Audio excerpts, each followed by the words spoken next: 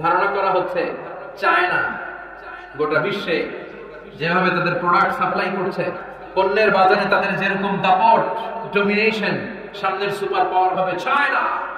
চায়নাতে কোন দুষ্কৃতিকারী, কোন হত্যাকারী, তাদেরকে যখন জেলে বন্দী করা হয়, জেলখানার ভিতরে ওরা ফ্যাক্টরি করে রাখছে। জেলে ঢুকবি তো কাম করে খা, আসলে নাই?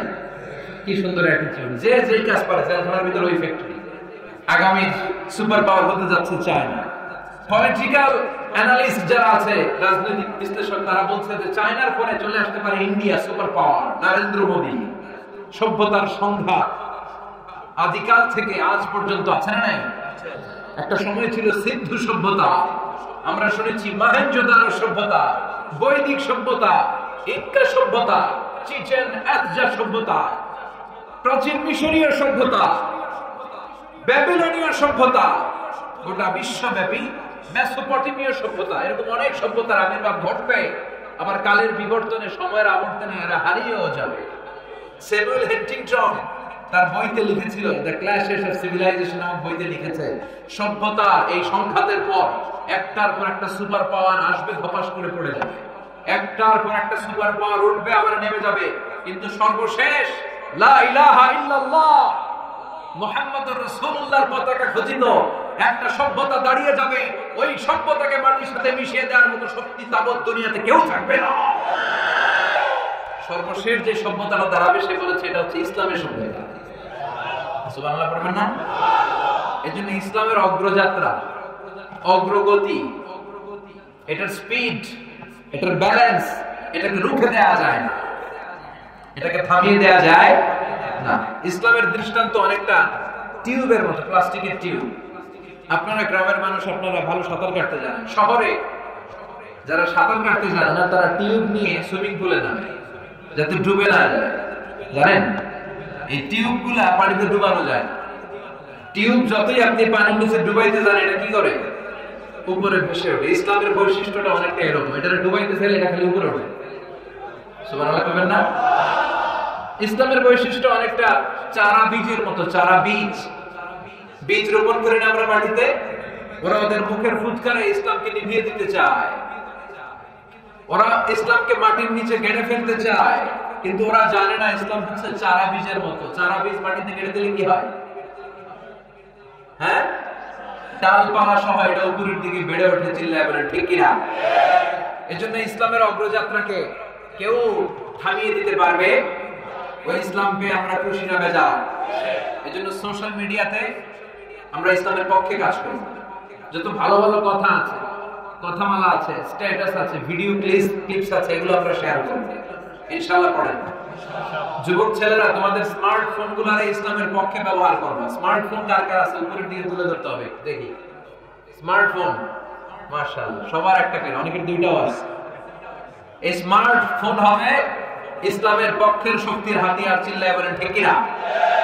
এটা দিয়ে শুধু সেলফি মারলে হবে না। এখন খালি পোলাপান ঘুমায় সেলফি তোলে। কি তোলে? আমাদেরকে পাইলে সেলফি তোলে, আমগরও সালাম হুজুর একটা সেলফি।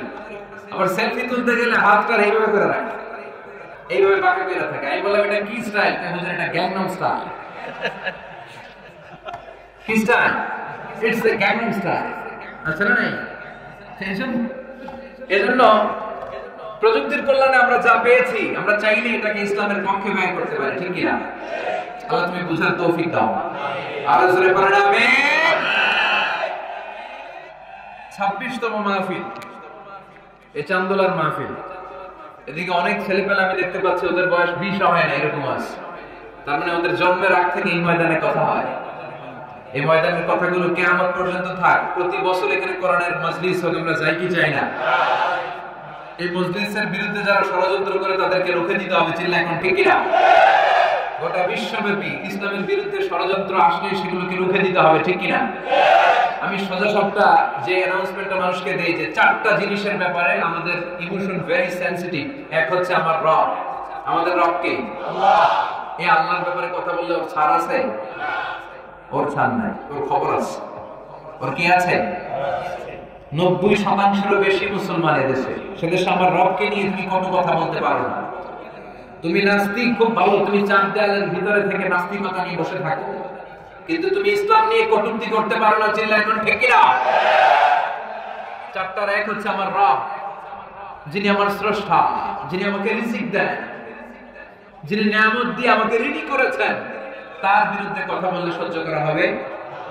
নাম্বার 2, আমার প্রিয় নবী, যে নবী আমার জন্য সুপারিশ করবে, যে নবীর সুপারিশ না মিললে জান্নাতে যাওয়া আমার জন্য কঠিন হয়ে যাবে, যে নবী আমার জন্য কেঁদেছে, আপনার জন্য কেঁদেছে, আমাদের জন্য কেঁদেছে, যে নবী গোটা বিশ্বকে সভ্যতা, মানবতা, ভদ্রতা, সিভিলাইজেশন সব এই বিশ্বনবী শিখিয়েছে। এই বিশ্বনবীর বিরুদ্ধেও যদি কথা বলা হয়, তাদের সাথে আমাদের কোনো সম্পর্ক নাই। চিল্লা এখন ঠিক কিনা? 3 নাম্বার হচ্ছে আমার ইসলাম। আর কিছু থাক বা না থাক, এদেশে ইসলাম থাকবেই। যে দেশে আল্লাহু আকবার ধ্বনির সাথে সূর্য উঠে যায়, যে দেশে আল্লাহু আকবার ধ্বনির সাথে সাথে সূর্য ডুবে যায়, ওই দেশে আর কিছু থাক বা না থাক, ইসলাম থাকবে। 4 নাম্বার হচ্ছে আমার কোরআন, যে কোরআনকে আল্লাহ তাআলা পাঠিয়েছে আমার হেদায়েতের জন্য। এই কোরআনের বিরুদ্ধেও যদি কেউ কথা বলে, তাদের বিরুদ্ধে প্রতিবাদ করে গর্জে উঠতে হবে মুসলমান। চিল্লায় বলেন ঠিক কিনা? এজন্য এই 4টা সেনসিটিভ বিষয়ের বিরুদ্ধে যদি কেউ কথা বলে, প্রতিবাদ করার দরকার আছে না নাই? আর মুখ বুঝে যদি বসে থাকে, এটা কি মুমিন না মুনাফিক? আপনি পত্রিকার রিপোর্টার, আপনি ইসলামের পক্ষে রিপোর্ট করে দেন। আপনি মিডিয়া কর্মী, আপনি ইসলামের পক্ষে মিডিয়া কভার করে দেন। আপনি বক্তা, আপনার কথা বলার মধ্য দিয়ে আপনি ইসলামের জয়গান গান। আপনি প্রশাসনের লোক, আপনার টিম দিয়ে আপনি ইসলামকে সাহায্য করবেন। কারণ ইসলাম আমাদের কাছে আমানত, এই কোরআন আমাদের কাছে আমানত।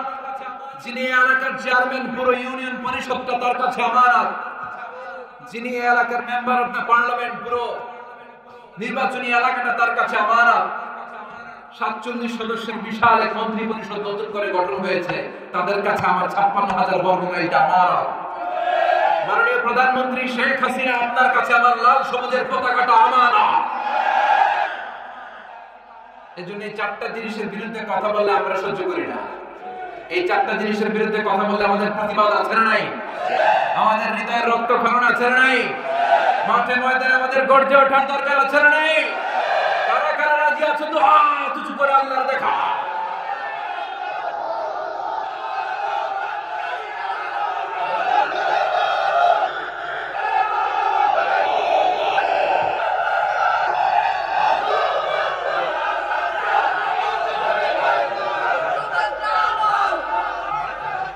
আল্লাহ আমাদের স্লোগানকে তুমি কবুল করো। আমরা যেন আমাদের স্রষ্টার উপর অগাধ বিশ্বাস রেখে ইন্তেকাল করতে পারি, তৌফিক দাও। বিশ্ব নবীর ভালোবাসা যেন আমাদের অন্তরে থাকে, তুমি তৌফিক দাও। আল্লাহকে যে পাইতে চাই, হযরতকে ভালোবেসে, আরশ কুরসি লৌহ কালাম না চাইতে পেয়েছে সে। হযরতকে ভালোবেসে, আরশ কুরসি লৌহ কালাম না চাইতে পেয়েছে সে। সুবহানাল্লাহ। বিশ্বনবীর ভালোবাসার দরকার আছে না নাই? এই কোরআন দিয়ে যেন বাংলাদেশের আইনগুলো পাস হয়, আল্লাহ তুমি তৌফিক দাও। সংসদ ভবনে যেন কোরআনের চর্চা হয়, তুমি তৌফিক দাও। পুরো দেশব্যাপী কোরআনের কথাগুলো তুমি ছড়িয়ে দাও। কোরআন দিয়ে যেন আমরা আমাদেরকে আলোকিত করতে পারি, তুমি তৌফিক দাও। আরো যারা আওয়াজ করে পড়ে না আমিন। 26 বছর ধরে ময়দানে কথা হবে। আলহামদুলিল্লাহ, আজকের প্রোগ্রামের সভাপতি আল্লামা অধ্যক্ষ গোলাম সরোয়ার সাইদি, আমার নানা ভাই আসছে, উমরায় আছে। তাহলে রফিক ভাই সভাপতি আছে। রফিক ভাইকে আল্লাহ তুমি কবুল করো। যেখানে কোরআনের তাফসীর, এখানে রফিক ভাই আছে না নাই? আমাদের আরেক রহমতুল্লাহ খান ভাই মক্কাতে আছে, দোয়া চেয়েছে, আল্লাহ রহমত ভাইকে তুমি ভালো রাখো। যারা এই প্রোগ্রামের সাথে জড়িত আছেন, আল্লাহ তাদের সবাইকে কবুল করুন। আজকে কথা বলবেন আল্লাহ মুফতি হাফেজ কাজী ইব্রাহিম সাহেব, আবু নসর আশরাফি সাহেব, কামরুল ইসলাম সাইদ আনসারী সাহেব। কবলাল জুমা কথা বলেছে হাফেজ মুফতি আমির হামজা। আমার পরপর কথা বলবে আল্লামা শাইখুল ইসলাম শাইখ।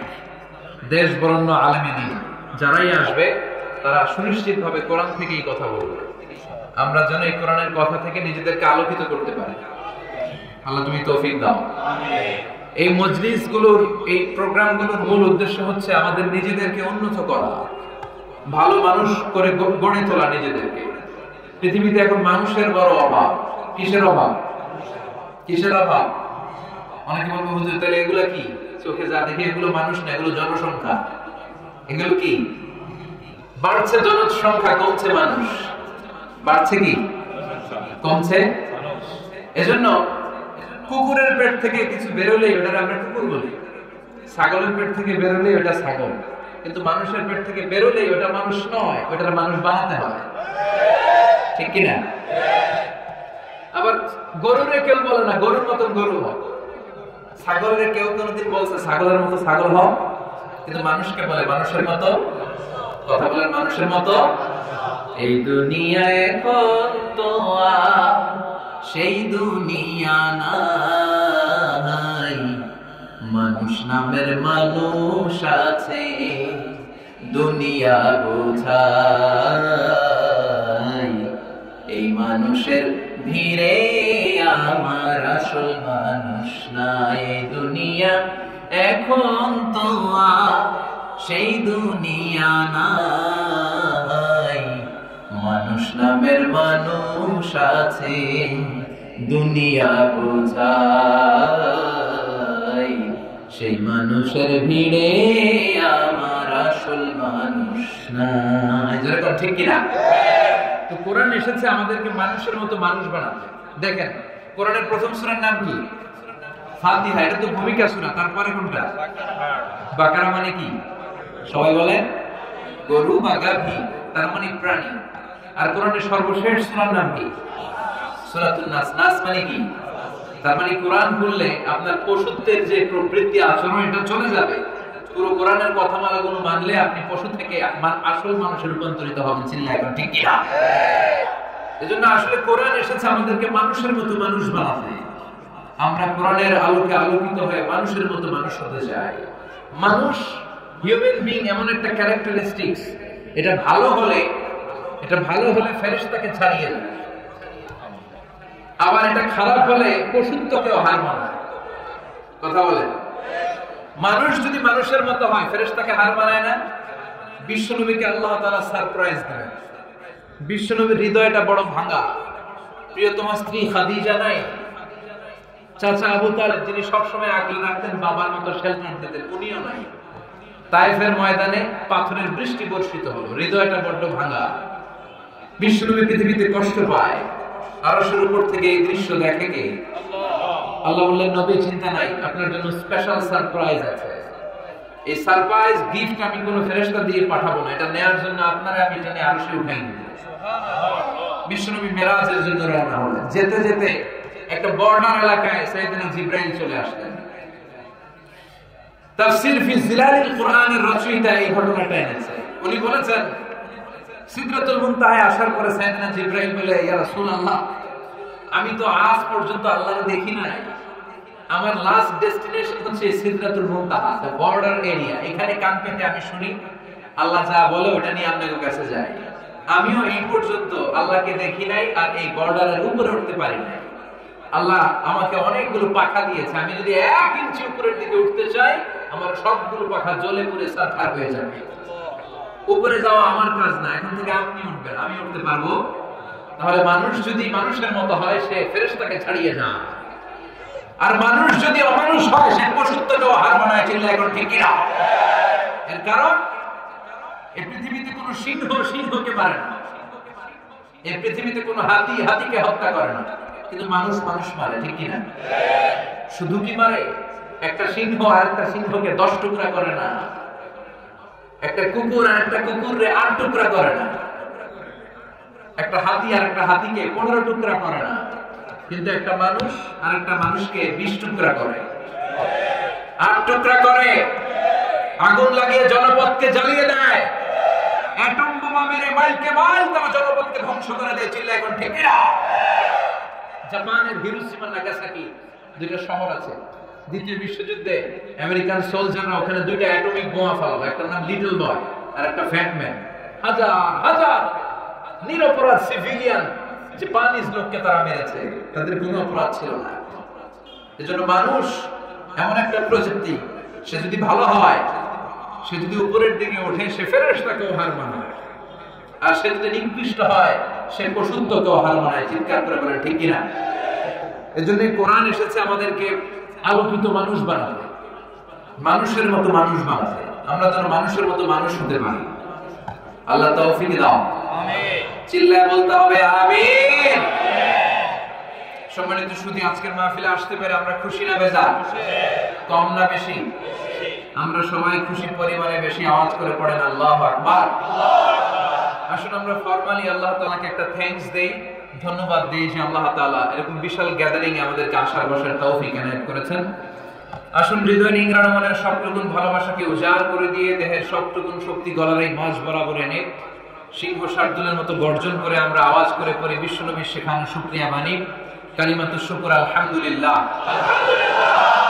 সবাই পড়েন রব্বানা লাকাল হামদ হামদান কাসীরান তাইয়িবান মুবারাকান ফীহি ইয়া রাব্বি লাকাল হামদু কামা ইয়ানবাগি লিজালালি ওয়াজহিকা ওয়া আযীমি সুলতানিকা লাকাল হামদু বিল ঈমান লাকাল হামদু বিল ইসলাম লাকাল হামদু বিল কুরআন। আজকের দিনটা হচ্ছে জুমাবার। কি বার? এই যে আমি আরবিতে ছোট ছোট দুইটা খুতবা পড়লাম, অর্থ কিছু কিছু বুঝতে পারছেন কারা কারা? দেখি হাত তোলেন তো। মাশাআল্লাহ তাবারাকাল্লাহ, অনেকেই বুঝতে পেরেছে। দেখি আলহামদুলিল্লাহ, পরিবর্তন হতে শুরু করেছে। এখন আমরা আরবি বুঝি, ঠিক কি না? কোরআনের ভাষা এখন আমরা বুঝতে শুরু করেছি, আলহামদুলিল্লাহ বলেন।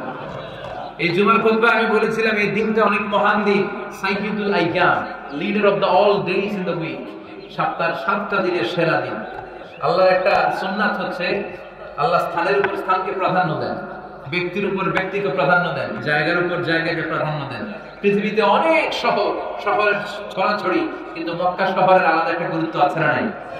পৃথিবীতে অনেক মানুষ, এর মধ্যে বিশ্বনবীর একটা আলাদা মর্যাদা আছে না নাই? পৃথিবীতে দিনের শেষ নাই, দিনের পর দিন আসে, মাস গড়িয়ে মাস আসে, বছর আসে। এই সবগুলো দিনের মধ্যে জুমার দিনের আলাদা একটা মর্যাদা আছে না নাই? বিশ্বনবী বললেন 365 দিনের মধ্যে শ্রেষ্ঠ দিন আরাফার দিন, 365 দিনের মধ্যে শ্রেষ্ঠ রাত কদরের রাত, বছরের 12টা মাসের মধ্যে শ্রেষ্ঠ মাস রমাদানের মাস, আর সপ্তাহের 7 দিনের শ্রেষ্ঠ দিন জুমার। এই জুমার দিন আল্লাহ তাআলা সাইয়েদনা আদম আলাইহিস সালামকে তৈরি করেছেন, ওনাকে দুনিয়ায় পাঠিয়েছেন, ওনার তাওবা কবুল করেছেন।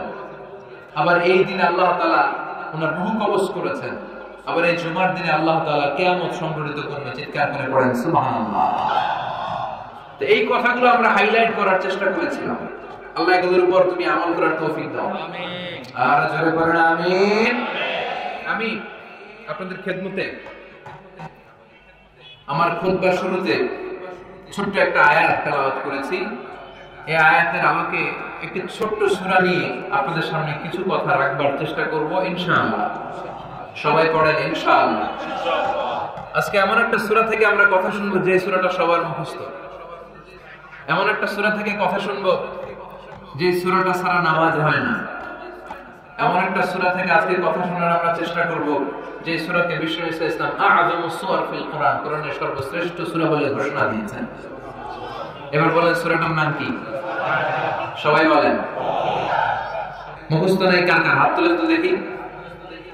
1 2 এদিকে 3 4 মুখস্থ নাই? সূরা ফাতিহা মুখস্থ নাই? সবার মুখস্থ আছে না? আচ্ছা, মাঝে মাঝে আপনাদেরকে চেক করবো যে আপনাদের মনোযোগ আছে কিনা। অনেকে ভুলবশত তুলে ফেলে, যে 4 জন তুলেছে ভুলবশত তুলেছে, ঠিক কিনা? আমরা ভুল করলে আমাদেরকে মাফ করে কে? কি এক আল্লাহ পাইছে, আমরা খালি ভুল করি, উনি খালি মাফ করে। সুবহানাল্লাহ পড়েন। গাফিরিয যামবি ওয়া কাবিলিত তাওব, ওনার কাজই হচ্ছে তওবা কবুল করা, আর আমরা ভুল টুল কিছু করে ফেললে মাফ করে দেওয়া। চিল্লায় কোন ঠিক কিনা? সূরাতুল ফাতিহা আমাদের আলহামদুলিল্লাহ সকলের মুখস্থ। আর এই সূরাটা যে আমরা কে কবে মুখস্থ করেছি কেউ বলতে পারবো না। বলতে পারবেন?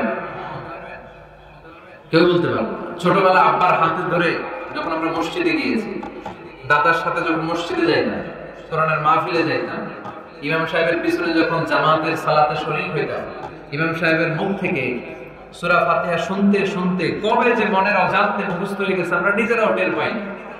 সুবহানাল্লাহ পড়েন। কোরআনের একটা মুআজিজা হচ্ছে কোরআনের সাথে লেগে থাকলে কোরআনের কিছু কিছু অংশ মনের অজান্তে এমনি সিনার ভিতরে ঢুকে যায়। যেমন সূরাতুল ইখলাস প্রত্যেকের মুখস্থ আছে না? সূরাতুল কাউসার মুখস্থ আছে না? তেমনি ভাবে সূরাতুল ফাতিহা সবার মুখস্থ আছে না নাই? আজকে আমরা এই সূরাটি থেকে কথা শুনবো ইনশাআল্লাহ পরে। এই সূরাটা হচ্ছে কোরআনের একেবারে শুরুর দিককার সূরা। এই সূরাটা হচ্ছে আউয়ালুস সূরা নাযালা কামিলান মিনাল কুরআন। কোরআনের সর্বপ্রথম নাজিল হওয়া পূর্ণাঙ্গ সূরা। এই সূরা নাজিল হওয়ার আগে কোরআনের কোন সূরা পূর্ণাঙ্গ নাজিল হয় না। কোন সূরার 10 আয়াত, কোন সূরার 5 আয়াত, কিন্তু সর্বপ্রথম যে সূরাটা শুরু থেকে শেষ পর্যন্ত এট এ টাইমে একসাথে নাজিল হয়ে গিয়েছে ওই সূরাটার নাম সূরাতুল ফাতিহা। চিৎকার করে বলে সূরাটার নাম কি? এটাকে বলা হয় ইন্ট্রোডাক্টরি সূরা। ইন্ট্রোডাকশন কোরআনের কি? ইন্ট্রোডাকশন। আপনারা যারা রচনা পড়েন, রচনায় সূচনা লেখা লাগে না? ইন্ট্রোডাকশন লেখা লাগে না? ইন্ট্রোডাকশন মানে হচ্ছে tell them what you are going to tell them। তারপরে যেটা ডেসক্রিপশন সেটাকে বলা হয় টেল देम। আর কনক্লুশন হচ্ছে tell them what you have already told them। Introduction মানে tell them what you are going to tell them। তুমি সামনে কি বলতে যাচ্ছ এটা একটু বলো। এরপর ডেসক্রিপশনে হচ্ছে টেল देम মানে তারপরে ভালো করে বলো। আর কনক্লুশন হচ্ছে দেন টেল them what you have already told them। এরপরে তুমি বলো যা একটু আগে সব বলে ফেলেছো। সুবহানাল্লাহ বলবেন না? তার মানে সূরাতুল ফাতিহাতে আল্লাহ আমাদেরকে বলতে চাচ্ছেন যে সামনে আল্লাহ কি কি বলবেন। সুবহানাল্লাহ পড়বেন না? 114টা সূরার মধ্যে থেকে 113টায় আল্লাহ কি নিয়ে কথা বলবেন এটা আল্লাহ সূরাতুল ফাতিহায় বলে দিয়েছে। সুবহানাল্লাহ পড়ুন। এজন্য এই সূরাটাকে বলা হয় ফাতিহাতুল কিতাব, মানে এই কিতাবের ভূমিকা। আরবিতে ফাতাহা ইয়াফতাহু মানে টু ওপেন, কোনো কিছু খোলা। এই সূরাটা দিয়ে আল্লাহ কোরআনটাকে খুলেছে। পড়েন সুবহানাল্লাহ। কোরআন খুললেই সর্বপ্রথম আপনার নজরে যে সূরাটা পড়বে সূরাটার নাম কি? আওয়াজ করে বলেন কি নাম? সূরাতুল ফাতিহা, প্রিফেস অফ দ্য বুক। সূরাতুল ফাতিহা শুধু সূরাতুল ফাতিহা একমাত্র নাম নয়। সূরাতুল ফাতিহা ছাড়াও এই সূরার আরো অনেক নাম আছে। এই সূরার একটা নাম হচ্ছে উম্মুল কিতাব, মানে কিতাবের মা। আমাদের মা আছে না সবার? কথা কন। মার কথা মনে পড়লে মন কেঁদে ওঠে না? যাদের মা আমরা হারিয়েছি, যারা চলে গিয়েছে, মায়ের কথা শুনলে মনটা কেমন লাগে? দুরু দুরু করে, যেরকম ঠিক কিনা? যখন রাত্রি নিঝুম এই চোখে ঘুম, একলা শূন্য ঘরে তোমায় মনে পড়ে মাগো, তোমায় মনে পড়ে। যখন রাত্রি নিঝুম এই চোখে ঘুম, একলা শূন্য ঘরে তোমায় মনে পড়ে মাগো, তোমায় মনে পড়ে। জানি তোমার আশিস পেলে উঠব সকল বাধা ঠেলে, তোমার আশিস সকল কাজে ঝরছে মাথায় পড়ে। তোমায় মনে পড়ে মাগো, তোমায় মনে পড়ে। চিল্লা এখন ঠিক কিনা? আমাদের মা আছে, কোরআনের একটা মা থাকার দরকার আছে না নাই? বিষ্ণু বললেন ইন্না হাযিহি সূরা উম্মুল কিতাব। এই সূরাতুল ফাতিহা কোরআনুল কারীমের মা। চিল্লায় বলুন আল্লাহু আকবার। উম্মুন মানে মা, আবার উম্মুন মানে সেন্টার, কেন্দ্রবিন্দু, আসল জিনিস। যেমনি মক্কাতুল মুকাররমাকে বলা হয় উম্মুল কুরা। মক্কার আরেক নাম কি? মক্কার আগের নাম ছিল বাক্কা। আগের নাম কি ছিল? পরে হয়েছে মক্কা। আবার মক্কা শহরের আরেকটা নাম হচ্ছে উম্মুল কুরা। কুরা শব্দটা কারিয়াতুন শব্দের প্লুরাল। কারিয়া মানে গ্রাম বা জনপদ। মক্কাতুল মুকাররমা হচ্ছে সমস্ত জনপদের মা, সমস্ত শহরের সেন্টার। তেমনি পুরা কোরআনুল কারীমের সেন্টার হচ্ছে সূরাতুল ফাতিহা। পড়ুন সুবহানাল্লাহ। পুরো কোরআনে 30 পারে আল্লাহ বিস্তারিত ভাবে যা বলেছে, সূরা ফাতিহার ভিতরে আল্লাহ তাআলা সেটা সংক্ষিপ্ত ভাবে তুলে ধরেছে।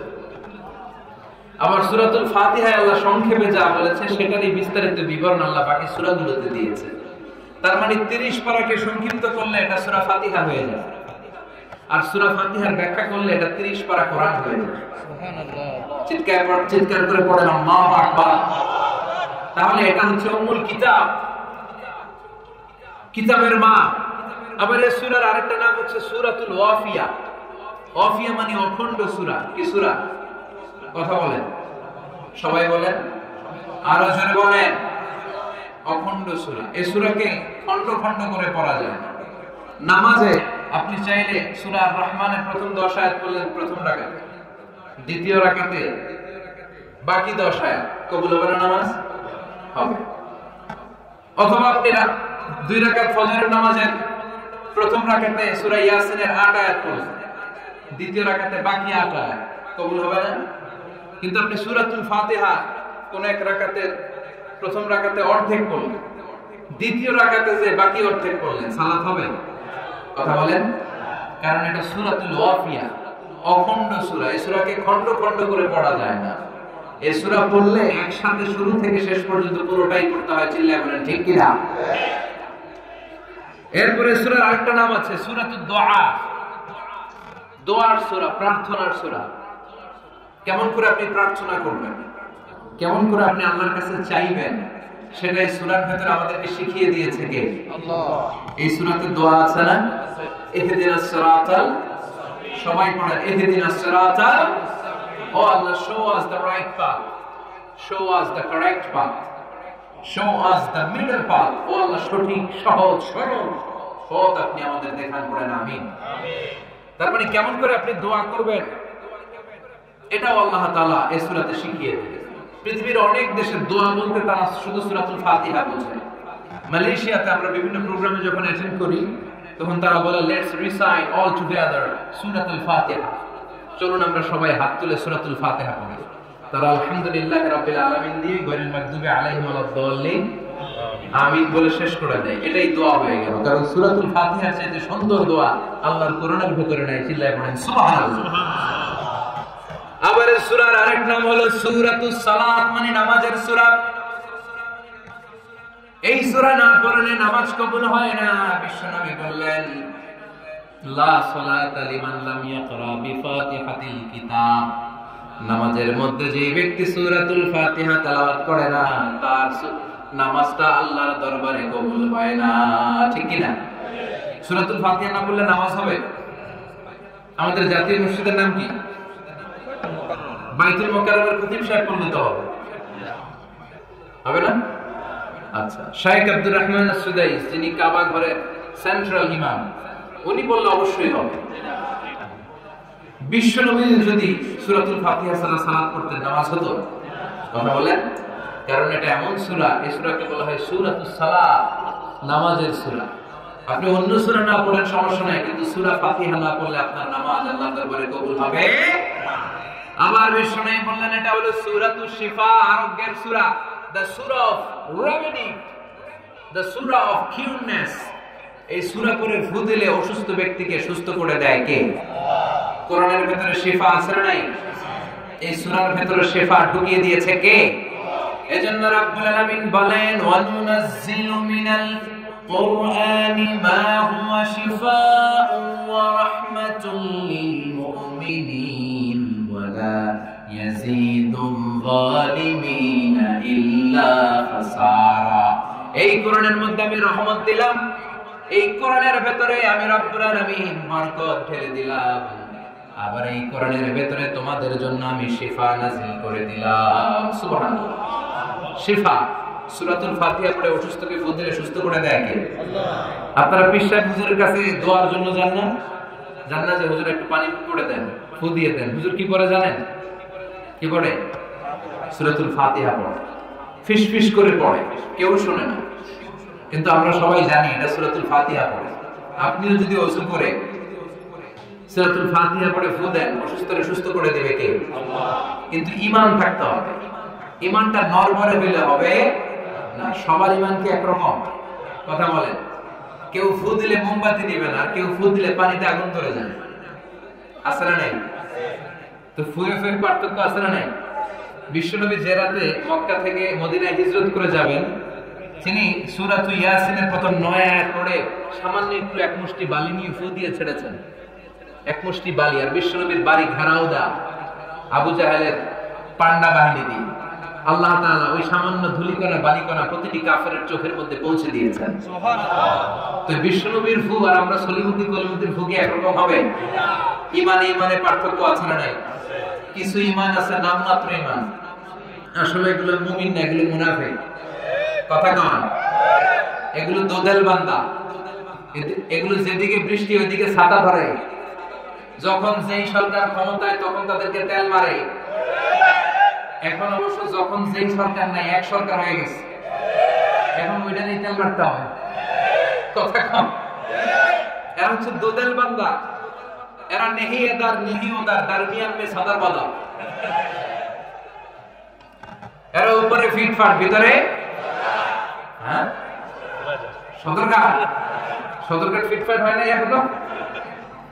সদরঘাট দেখছেন না মুখস্থ কর? উপরে ফিটফাট, ভিতরে নেহিয়াদার নেহিওদার দারমিয়ান মে সাদার বাদা। জানেও না বায়েও না। একবার ভাবে আলেমদের সাথে থাকি তাইলে আল্লাহর রহমত পাওয়া যায়, আবার কয় না শাহবাগের মঞ্চে উঠে বক্তব্য দেই তাহলে টাকার বান্ডিল পাওয়া যায়। এরা ডানেও যায় না বায়েও যায় না, এরা মুনাফিক। এদের চরিত্র আর মাসির চরিত্র এক, মুমিনের চরিত্র আর মৌমাছির চরিত্র এক, আর মুনাফিকের চরিত্র আর ক্যারেক্টার মাসির চরিত্র এক। চিল্লায় বলো ঠিক কি না? মুমিন আর মৌমাছি এক। মৌমাছি শুধু মিষ্টি ফুলের মধ্যে বসে, যেই ফুলে সুঘ্রাণ। মৌমাছি কি করে? মধু সংগ্রহ করে সুঘ্রাণওয়ালা ফুল থেকে, ফ্লাওয়ার নেক্টার বলে এটাকে, পুষ্পরস। ফ্লাওয়ার নেক্টার কালেক্ট করে যেটার মধ্যে সুগন্ধ আছে। সুগন্ধ ছাড়া কোন দুর্গন্ধময় জায়গায় মৌমাছি বসে। কিন্তু মাছি এরকম না, মাছি সুগন্ধওয়ালা ফুলেও বসে, মিষ্টির দোকানের মিষ্টিতেও বসে, আবার টয়লেটের জানলা খোলা থাকলে ওটার মধ্যে যেও বসে। কথা কন, এখন আমরা কি মৌমাছি হব না মাছি? মুমিন হব নাকি মুনাফিক? মুনাফিকদের চরিত্র হচ্ছে ভিতরে এক বাইরে আরেক, তার নাম, কথা বলেন, ভিতরে এক বাইরে আরেক, তার নাম মধু হই হই বিষ হামাইলা। বলে মধু বাটিতে করে নিয়ে আসছে, কয় মধু খান। আসলে কি? আসলে কি? তাহলে এটা মুমিন না মুনাফিক? এরা মুযাবযাবিন বাইনা যালিক, লা ইলাহা ইল্লা ওয়া লা ইলাহা ইল্লা। এরা ডানেও না, এরা বায়েও না, এরা ঈমান চোর, এরা দোদুল্যমান, এরা মুযাবযাবিন। যেরকম ঠিক কি না? দোদেল বান্দা কালমা চোর, না পায় শ্মশান না পায় ঘর, দিন থাকিতে আইরে পথে ছাইড়া দে ভণ্ডামি। ভণ্ডামি ভণ্ডামি ভণ্ডামি, ছাইড়া দে ভণ্ডামি। আসলে এরকম নামাজ কালাম পড়ে না, ইবলিস শয়তানের নানা। চান্দোলাতে এরকম নাই, নামাজ নাই, রোজা নাই, লাল শানু পড়ে থাকে, গলার মধ্যে তালা আর মালা, আছে না নাই? গোসল করে না, চুলে জট পাকিয়ে রাখে। এমনও পীর আছে সারা বছর গোসল করে না, বছরে নাকি গোসল করে একদিন, আর ওই গোসলের পানি মুরিদরা সব খায় সবার। আছে না নাই? নামাজ কালাম পড়ে না, ইবলিস শয়তানের নানা, ধর্মের একখান খুঁটি ধইরা কয়দিন করবি হয়রানি। ভণ্ডামি ভণ্ডামি ভণ্ডামি, ছাইড়া দে ভণ্ডামি। দোদেল বান্দা কালমা চোর, না পায় শ্মশান না পায় ঘর, দিন থাকিতে আইরে পথে ছাইড়া দে ভণ্ডামি। ভণ্ডামি ভণ্ডামি ভণ্ডামি, ছাইড়া দে ভণ্ডামি। চিৎকার করে বলে ঠিক কিনা? ভণ্ডামি ছেড়ে দে, ভালো হয়ে যা, এখনো সময় আছে, ভালো হইতে পয়সা লাগে। এজন্য ফু আর ফু পার্থক্য আছে। আমি ফু দিলেও ফু, বিশ্বনবী ফু দিলেও ফু, ঠিক কিনা? আমি ফু দিলে যতটুকু কাজে লাগবে, আপনার জনম দুঃখিনী মায়ের কাছে যে যদি গ্লাসের পানির মধ্যে ফু দিতে বলেন, ওইটা আরো বেশি কাজে লাগবে, ঠিক কিনা? দুইটা গ্লাস, এক গ্লাসের মধ্যে পৃথিবীতে যত ইমাম আছে, খতিব আছে, আল্লাহর ওলিরা ফু দিয়ে দিল, আর একটা গ্লাসের মধ্যে আপনার আব্বা একটা ফু দিল, আপনার আম্মা একটা ফু দিল, আল্লাহর কসম আপনার বাবা মায়ের ফুটা কাজে লেগে যাবে, আগে আগে আল্লাহর আরশে চলে যাবে। তার মানে ফুতে ফুতে পার্থক্য আছে না নাই? ইমানে পার্থক্য আছে না নাই? কিছু ইমান আছে এটা জ্বলে ওঠে না, এটা মুনাফিকের ইমান, চিল্লায় বলে ঠিক কিনা? আর কিছু ইমান আছে অন্যায় দেখলে, সমাজের অসঙ্গতি দেখলে জ্বলে ওঠে আপন শক্তিতে, আছে না নাই? যে ইমান প্রয়োজনে জ্বলে ওঠে না, যে ইমান সত্যের কথা বলে না, যে ইমান প্রয়োজনে জ্বলে ওঠে না, যে ইমান সত্যের কথা বলে না, যে ইমান বাস্তবে নাই, যে ইমান অন্তরে নাই, মুখে ফুটায় কথার কলি, কি করে তারে বলো ইমানে বলি, কি করে তারে বলো ইমানে বলি, কি করে তারে বলো ইমানে বলি। ঠিক না? অন্যায় দেখে প্রতিবাদ নাই, ইসলামকে বিজয়ী শক্তি হিসেবে দেখার খায়েশ অন্তরে নাই। এটা কি ইমান না মুনাফিক? এটা কি মুমিন না মুনাফিক? যে ইমান দিন কায়েমের আন্দোলনের ধার ধারে না, যে ইমান লেবাসধারী কোরআন হাদিস তাও পড়ে না, যে ইমান খাজার নামে মাজার গড়ে ফুলুস কামায়, আসলে নাই? যে ইমান শিরকিয়াতের আমল করে ভীত না হয়, যে ইমান ছেড়ে নাস্তিকতার মঞ্চে ওঠে, যে ইমান কাফের মতের দোসর হয়ে ফায়দা লুটে। ঠিক কি না? যে ইমান শুধুই কেবল ফায়দায় আনন্দ করে, যে ইমান দেখে না যে আরাকানে ভাইরা মরে, যে ইমান বাস্তবে নাই, যে ইমান ময়দানে নাই, মুখে শুধু ফাঁকা বলি, কি করে তারে বলো ইমানে বলি, কি করে তারে বলো ইমানে বলি, কি করে তারে বলো ইমানে বলি। জোরে বলেন ঠিক কিনা? তাহলে ইমানে পার্থক্য আছে না? আপনি সূরাতুল ফাতিহা পড়ে ফু দিলে তখন কাজে লাগবে যদি ইমানটা পাক্কা হয়, ইমানের মতো ইমান হয়, চিল্লায় এখন ঠিক কিনা? এজন্য বিশ্বনবী বললেন সূরাতুল ফাতিহাই শুধু সূরাতুল ফাতিহার একমাত্র নাম না, এই সূরার অনেকগুলো নাম আছে। এই সূরার অসাধারণ একটা নাম হচ্ছে সূরাতুশ শিফা। সূরাতুল ফাতিহা পড়ে অসুস্থ ব্যক্তির গায়ে ফু দিলে সুস্থ করে দেয় কে? আল্লাহ। রাজি আছেন তো? এটাকে আরবিতে বলে রুকিয়া। কি বলে? তাবিজ ঝুলাতে নিষেধ করেছেন বিশ্বনবী। গলায় হাতে পায়ে তাবিজ আছে না নাই? এক ছেলের দেখলাম গলায় 3টা, হাতে 2টা, পায়ে 4টা, কোমরে আবার বাঁধে ওটাকে কাইন তম। কি কয়? তো ছেলে সুস্থ থাকবে কেমনে? এগুলার ওজনে আর ভারী তো সে অসুস্থ হয়ে যাওয়ার কথা।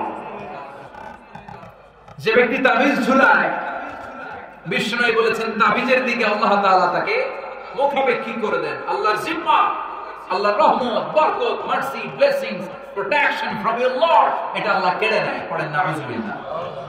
এজন্য তাবিজ ঝুলাবেন, গলায় কোমরে যা আছে আজকে যে সব ছিঁড়ে ফেলবেন, আর সূরা ফাতিহা পড়ে শুধু ফু দিবেন, সুস্থ করে দিবে কে? আল্লাহ। তবে ঈমান থাকতে হবে, ঈমানটা ঈমানের মতো হতে হবে। বিশ্বনবীর জামানাতে বুখারীর বর্ণনা, কিছু সাহাবারা, খুব সম্ভব আবু সাঈদ আল খুদরি রাদিয়াল্লাহু তাআলা আনহুর নেতৃত্বে সফরে বেরিয়েছে। পথিমধ্যে ওনারা দেখলেন আরবদের মরুভূমিতে একটা গ্রাম, এই গ্রামের যে সর্দার, ওই সর্দারকে একটা বিষাক্ত সাপ দংশন করেছে। আরেক বর্ণনায় এসেছে লাদাগাতু আকরাব, বিচ্ছু পোকা দংশন করেছে। ওই সাপের কামড় খেয়ে বিষাক্ত অবস্থায় ওই কওমের, ওই গোষ্ঠীর সর্দার মরে যাওয়ার উপক্রম। চারিপাশে ভিড়, বৈদ্য, কবিরাজ, এদেরকে নিয়ে আসা হয়েছে। এরা এসে দোয়া কালাম পড়তেছে, মন্ত্রতন্ত্র পড়তেছে, সুমন্তর সু কালিকুত্তার গু। বাংলাদেশে বলে না এগুলা ছোটরা? তাই সুমন্তর সু কালিকুত্তার গু করে খুঁজতেছে এই সমস্ত মন্ত্র বললে কি মানুষ সুস্থ হয়? কথা বলেন। সাহাবারা বললেন আমাদের কাছে এমন মন্ত্র আছে যেটা পড়ে ফু দিলে, মানে রুকিয়া করলে তাকে সুস্থ করে দেয় কে? এরা কেউ বিশ্বাস করে না, বলে তোমরা বেদুইন, যাও মিয়া, কি সুস্থ করবে? এই সুমন্তর সু কালিকুত্তার বই কিছু করতে পারে না, আর তোমরা বেদুইন, নিরক্ষর, উম্মি, তোমরা রুকিয়া করবে কোত্থেকে? বিশ্বনবীর সাহাবী বললেন এমন জিনিস আমার কাছে আছে এই জিনিস পড়ে যদি আমি ফু দিয়ে দেই, আল্লাহর মেহেরবানিতে অসুস্থ ব্যক্তি সুস্থ হয়ে যাবে। কোন ক্রমে যখন সুমন্তর ফুতে আর কাজ হয় না, এবার বিশ্বনবীর সাহাবা আবু সাঈদ খুদরিকে রাদিয়াল্লাহু আনহু এসে একটু রকিয়া করে যাও, ঝাড়ফুঁক করে যাও। লোকজন ছেলে সাইয়েদনা আবু সাঈদ খুদরি, বুখারীর বর্ণনা, ওই লোকটার পাশে বসলেন, বললেন কোথায় দংশন করেছে, জায়গাটা দেখালেন। উনি ওখানে হাত বুলিয়ে দিতে লাগলেন আর পড়তে আরম্ভ করলেন, আলহামদুলিল্লাহি রাব্বিল আলামিন আর রহমানির রহিম মালিক ইয়াউমিদ্দিন। এরকম হাত বুলিয়ে দিতে দিতে 7টা আয়াত পড়তে দেরি, মুহূর্তের মধ্যে বন্ধ চোখটা খুলে যায়। সুবহানাল্লাহ। আবার পরে ফু দিলেন, শোয়া থেকে এবার উঠে বসে গিয়েছে। আরেকবার ফু দেওয়ার পরে এবার বসা থেকে উঠে দাঁড়িয়ে হাঁটতে শুরু করেছে। পড়েন আল্লাহু আকবার। এবার আবু সাঈদ খুদরি বললেন, তোমাদের নেতাকে সুস্থ করেছি, ছাগল দাও, ছাগল 30টা ছাগল দাও, কাতিফু গানাম, আরেক বর্ণনা 100টা ছাগল দাও। তারা সবাই মিলে ছাগল কালেকশন করে দিল। বিশ্বনবীর সাহাবী বাপের বেটার মতো এক পাল ছাগল নিয়ে মদিনায় এলেন।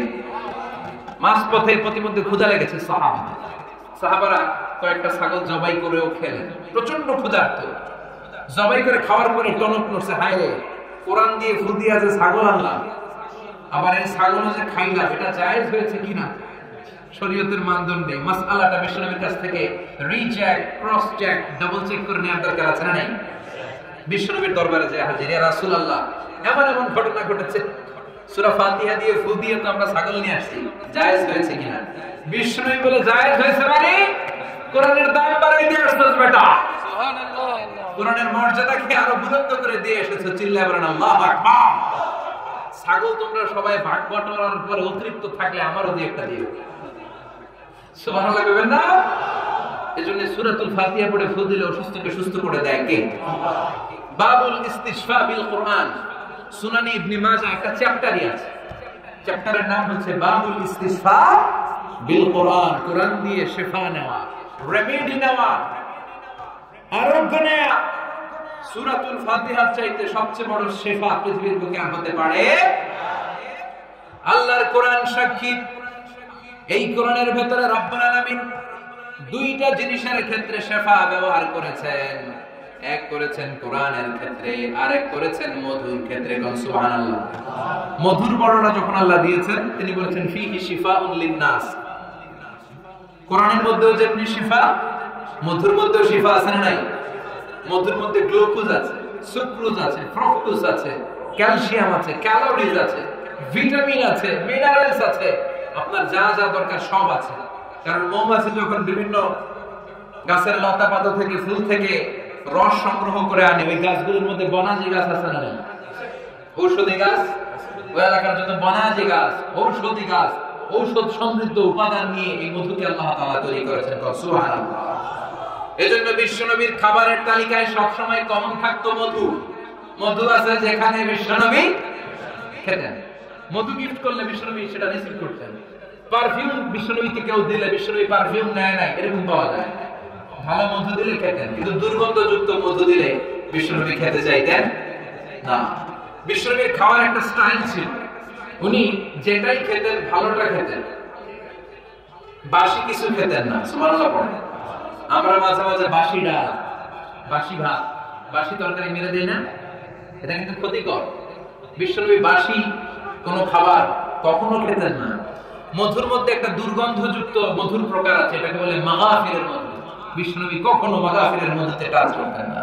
বিশ্বনবী রুটি খেতে পছন্দ করতেন, কিশমিশ খেতে পছন্দ করতেন, ছাগলের বাজুর গোশত মানে সিনার গোশত খেতে পছন্দ করতেন, মাশরুম খেতেন বিশ্বনবী, মাশরুম, রুম্মান খেতেন, ডালিম ফল খেতেন, দুধ খেতে পছন্দ করতেন, লাউ খেতে পছন্দ করতেন, জব খেতেন, বার্লি খেতেন, খেজুর আরবিতে বলে তামরা, বালাহ, এগুলো খেতে বিশ্বনবী পছন্দ করতেন। এই সবগুলোর ভেতরে পর্যাপ্ত প্রোটিন আছে না নাই?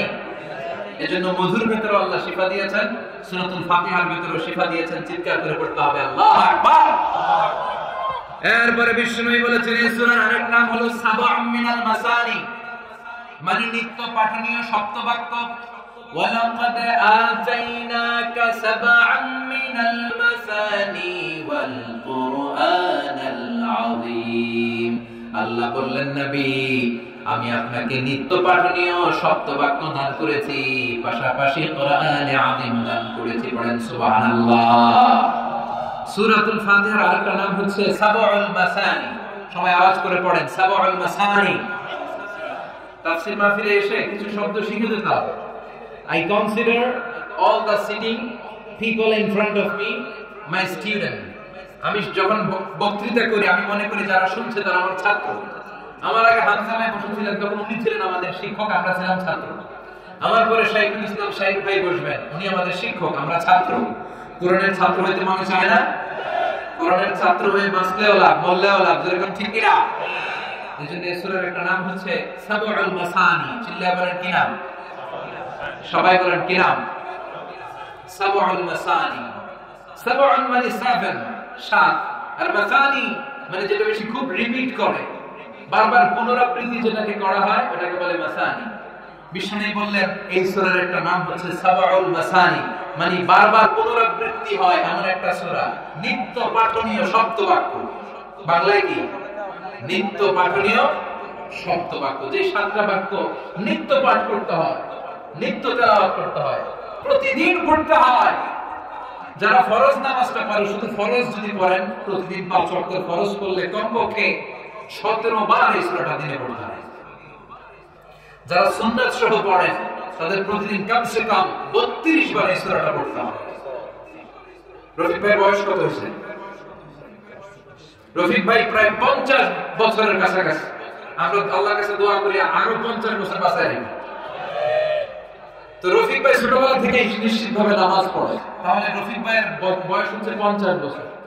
উনি সুন্নাত সহ নামাজ পড়ে, প্রতিদিন 32 বার যদি এই সূরা পড়া হয়, তাহলে রফিক ভাইয়ের 50 বছর বয়স উনি কত লক্ষ বার সূরা ফাতিহা পড়ছে উনি নিজেও জানেন না। সুবহানাল্লাহ করবেন না? এজন্য বিষ্ণু বলেছেন এটা হচ্ছে সাবউল মাসানি, নিত্য পাঠনীয় শব্দ বাক্য, এমন 7টা আয়াত যেটা বারবার পড়তে হয়। আর এমন মজাদার চমৎকার 7টা আয়াত বারবার পড়লেও আয়াতগুলো পুরাতন মনে হয় না। কখনো কি আপনার মনে হয়েছে সেই ছোটবেলা থেকে নামাজ শুরু করলে সূরা ফাতিহা লক্ষ বার পড়লাম, এত সূরা ফাতিহা কেন আজকে কোন দলে দেয়া শুরু করেছি? এরকম মনে হয়েছে কখনো যে আজকে আর সূরা ফাতিহা না, আজকে শুরু করব কি দিয়া? এরকম মনে হয়েছে? হয় নাই। কারণ কোরআন কখনো পুরাতন হয় না। লা তুহসা আজাইবুহু, কোরআনের আশ্চর্যান্বিতার শেষ নাই। ওয়ালা তাবলা গারাইবুহু, কোরআন কখনো পুরাতন হয় না। ফিহি মাসাবিহুল হুদা, কোরআনে আছে হেদায়েতের মশাল। ও মানারুল হিকমা, কোরআন হচ্ছে বিজ্ঞানের সুউচ্চ মিনার। চিৎকার করে বলেন ঠিক কি না? আবার বিষ্ণু বলেন 104টা আসমানি কিতাবের মধ্যে তাওরাতের মধ্যে এত দামি সূরা নাই, ইনজিলের মধ্যে এত দামি সূরা নাই, জবুরের মধ্যে এত দামি সূরা নাই, সুহুফে ইব্রাহিম ও মুসার মধ্যে এত দামি সূরা নাই। যে দামি সূরাটা আল্লাহ আমাকে দান করেছে ওই দামি সূরাটা বলো সবাই পড়েন আলহামদুলিল্লাহি রাব্বিল আলামিন আর রাহমানির রহিম মালিকি ইয়াউমিদ্দিন ইয়্যাকা না'বুদু ওয়া ইয়্যাকা নাস্তাঈন ইহদিনাস সিরাতাল মুস্তাকিম সিরাতাল লাযীনা আন'আমতা আলাইহিম গায়রিল মাগদুবি আলাইহিম ওয়ালাদ-দাল্লিন। চিল্লায়ে পড়েন আমিন। এই সূরাটা এত দামি সূরা, এই সূরার মতো সূরা কোন আসমানি কিতাবের মধ্যে আল্লাহ নাযিল করেন। এই সূরা থেকে আমরা কয়েকটা কথা শুনবো ইনশাআল্লাহ। মনে আপনাদের কি ক্লান্ত লাগতেছে? কষ্ট হচ্ছে? কথা ক্লিয়ারলি বোঝা যাচ্ছে না? তাহলে এখন যেভাবে ধীরস্থির ভাবে আছেন আর কয়েক মিনিট একটু কষ্ট করা যাবে না? যাবে যাবে যাবে। স্লোগান দেন লিল্লাহি তাকবীর, লিল্লাহি তাকবীর, লিল্লাহি তাকবীর। এই সূরাটা মাত্র 7টা আয়াত নিয়ে গঠিত। সবাই বলেন কয়টা আয়াত? 7টা। মুখস্থ আছে না? মাত্র 7টা আয়াত। এই সূরাটা অনেকটা অভিনন্দন পত্রের মতো, ওয়েলকামিং লেটার। কি লেটার? ওয়েলকামিং লেটার, মানপত্র, অভিনন্দন পত্রের মতো। অনেক সময় আমাদের এলাকায় এমপি মন্ত্রীরা আসে না প্রধান অতিথি হয়ে, তখন আমরা মানপত্র দেই, অভিনন্দন পত্র দেই, ঠিক কিনা? অভিনন্দন পত্রে কমসে কম 3টা অংশ থাকতে হয়। চিৎকার করে বলেন কয়টা? 3টা। প্রথমে থাকতে হয় প্রশংসা, মানে মন্ত্রীদের তেল মালিশ করতে হবে প্রথমে। কথা কন। প্রথমে আমরা প্রশংসা করি, আপনি সুমহান অতিথি, আপনার মতো মানুষ পৃথিবীতে দ্বিতীয়টা নাই, আপনার চরিত্র ফুলের চেয়েও পবিত্র। আছে না নাই? প্রথমে আমরা তার প্রশংসা করি, উই প্রেইজ হিম, আমরা তার প্রশংসা করি। দ্বিতীয় পর্বে আমরা নিজেদের পরিচয় দিই, যে আমরা চান্দোলা কমিটি, আমরা এই হাই স্কুলের কমিটি, আমাদের একটা একাডেমিক ভবন লাগবে, আমরা এই মসজিদের কমিটি, আমরা এই মাহফিলের কমিটি, আমি সভাপতি, উনি সেক্রেটারি, উনি ক্যাশিয়ার, আমাদের পরিচয়টা আমরা দেই। তৃতীয় পর্বে আমাদের দাবি দেওয়া শুরু করি। শুরুতে কি দাবি দেওয়া আরম্ভ করা যায়? এটা দাও, এটা দাও, দিতে হবে, না দিলে মানি না, মানবো না। প্রথমে যদি বলেন মানি না, মানবো না, খবর আছে না নেই? প্রথমে তেল মালিশ, প্রথমে তেল মালিশ করতে হয়, প্রশংসা করতে হয়, তারপরে নিজেদের পরিচয় পেশ করতে হয়, তারপরে দাবি দেওয়া পেশ করতে হয়। সূরাতুল ফাতিহাটা হুবহু এরকম একটা অভিনন্দন পত্রের মতো। 7টা আয়াতের প্রথম 3 আয়াতে কেমন করে আমরা আল্লাহর প্রশংসা করব, আল্লাহর গুণকীর্তন করব, আল্লাহ সেটা শিখিয়ে দিবেন। সুবহানাল্লাহ নাই? 4র্থ আয়াতে কেমন করে আমরা আমাদের নিজেদের পরিচয়টা আল্লাহর কাছে পেশ করব, সেটা আল্লাহ শিখিয়ে দিলেন। এরপরে আমাদের দাবি দেওয়া আল্লাহর কাছে আমরা কেমন করে পেশ করব, ওটাও আল্লাহ শিখিয়ে দিলেন। তাহলে প্রথম 3টা আয়াতে আল্লাহ তাআলার প্রশংসা কেমন করে করতে হয় আল্লাহ শিখালেন। 4র্থ আয়াতে কেমন করে আমাদের পরিচয়টুকু আল্লাহর কাছে পেশ করব, আল্লাহ সেটাও শিখিয়ে দিলেন। শেষের 3টা আয়াতে কি দাবি দেওয়া আমাদের পেশ করা দরকার, আমাদের চেয়ে ভালো জানে কে? কেউ যেটা জানে না, জানে কে? আমরা আমাদেরকে যত ভালোবাসি, আমাদেরকে আমাদের চাইতে বেশি ভালোবাসে কে? সুবহানাল্লাহ। বাড়িতে গিয়ে কই, আপনি আপনারা যত ভালোবাসেন, আল্লাহ তাআলা আপনার চাইতে আপনার বেশি ভালোবাসেন। আল্লাহু আকবার। প্রথম 3 আয়াতে প্রশংসা বাণী, 4র্থ আয়াতে নিজেদের পরিচয়, 5ম, 6ষ্ঠ এবং 7ম আয়াতে কেমন করে দাবি দাওয়া পেশ করব, সব শিখায়া দিলেন কে? এই সূরাতুল ফাতিহা, এটা কিন্তু আল্লাহর সাথে আমাদের কনভারসেশন পর্যন্ত, কথোপকথন, ডায়ালগ। আমরা তো গড়গড় করে পড়ে শুধু সামনে আগাই, আসলে পড়াটা এমন নয়। সূরাতুল ফাতিহা যখন পড়ি, এই 7টা আয়াত পড়ার সাথে সাথে আল্লাহ তাআলা আমাদের সাথে কথা বলেন। আমরা যখন বলি আলহামদুলিল্লাহি রাব্বিল আলামিন, তখন আল্লাহ আমাদের সাথে কথা বলেন। আমরা যখন বলি আর রহমানির রহিম, তখন তিনি কথা বলেন। তার মানে প্রতিটা বাক্যের উত্তর আল্লাহর পক্ষ থেকে আছে না নাই? আমরা যখন পড়ি আলহামদুলিল্লাহি রাব্বিল আলামিন, আল্লাহ ফেরেশতাদের ডেকে বলে হামিদানি আবদি, নজর করে দেখ আমার বান্দা আমার প্রশংসা শুরু করে দিয়েছে। আল্লাহু আকবার। তোদেরকে বলেছিলাম ইন্নী জাইলুন ফিল আরদি খলিফা, আমি দুনিয়ার বুকে মানুষ বানাবো। তোরা বলেছিলি মানুষ বানিয়ে লাভ নাই, আমরাই তো ভালো।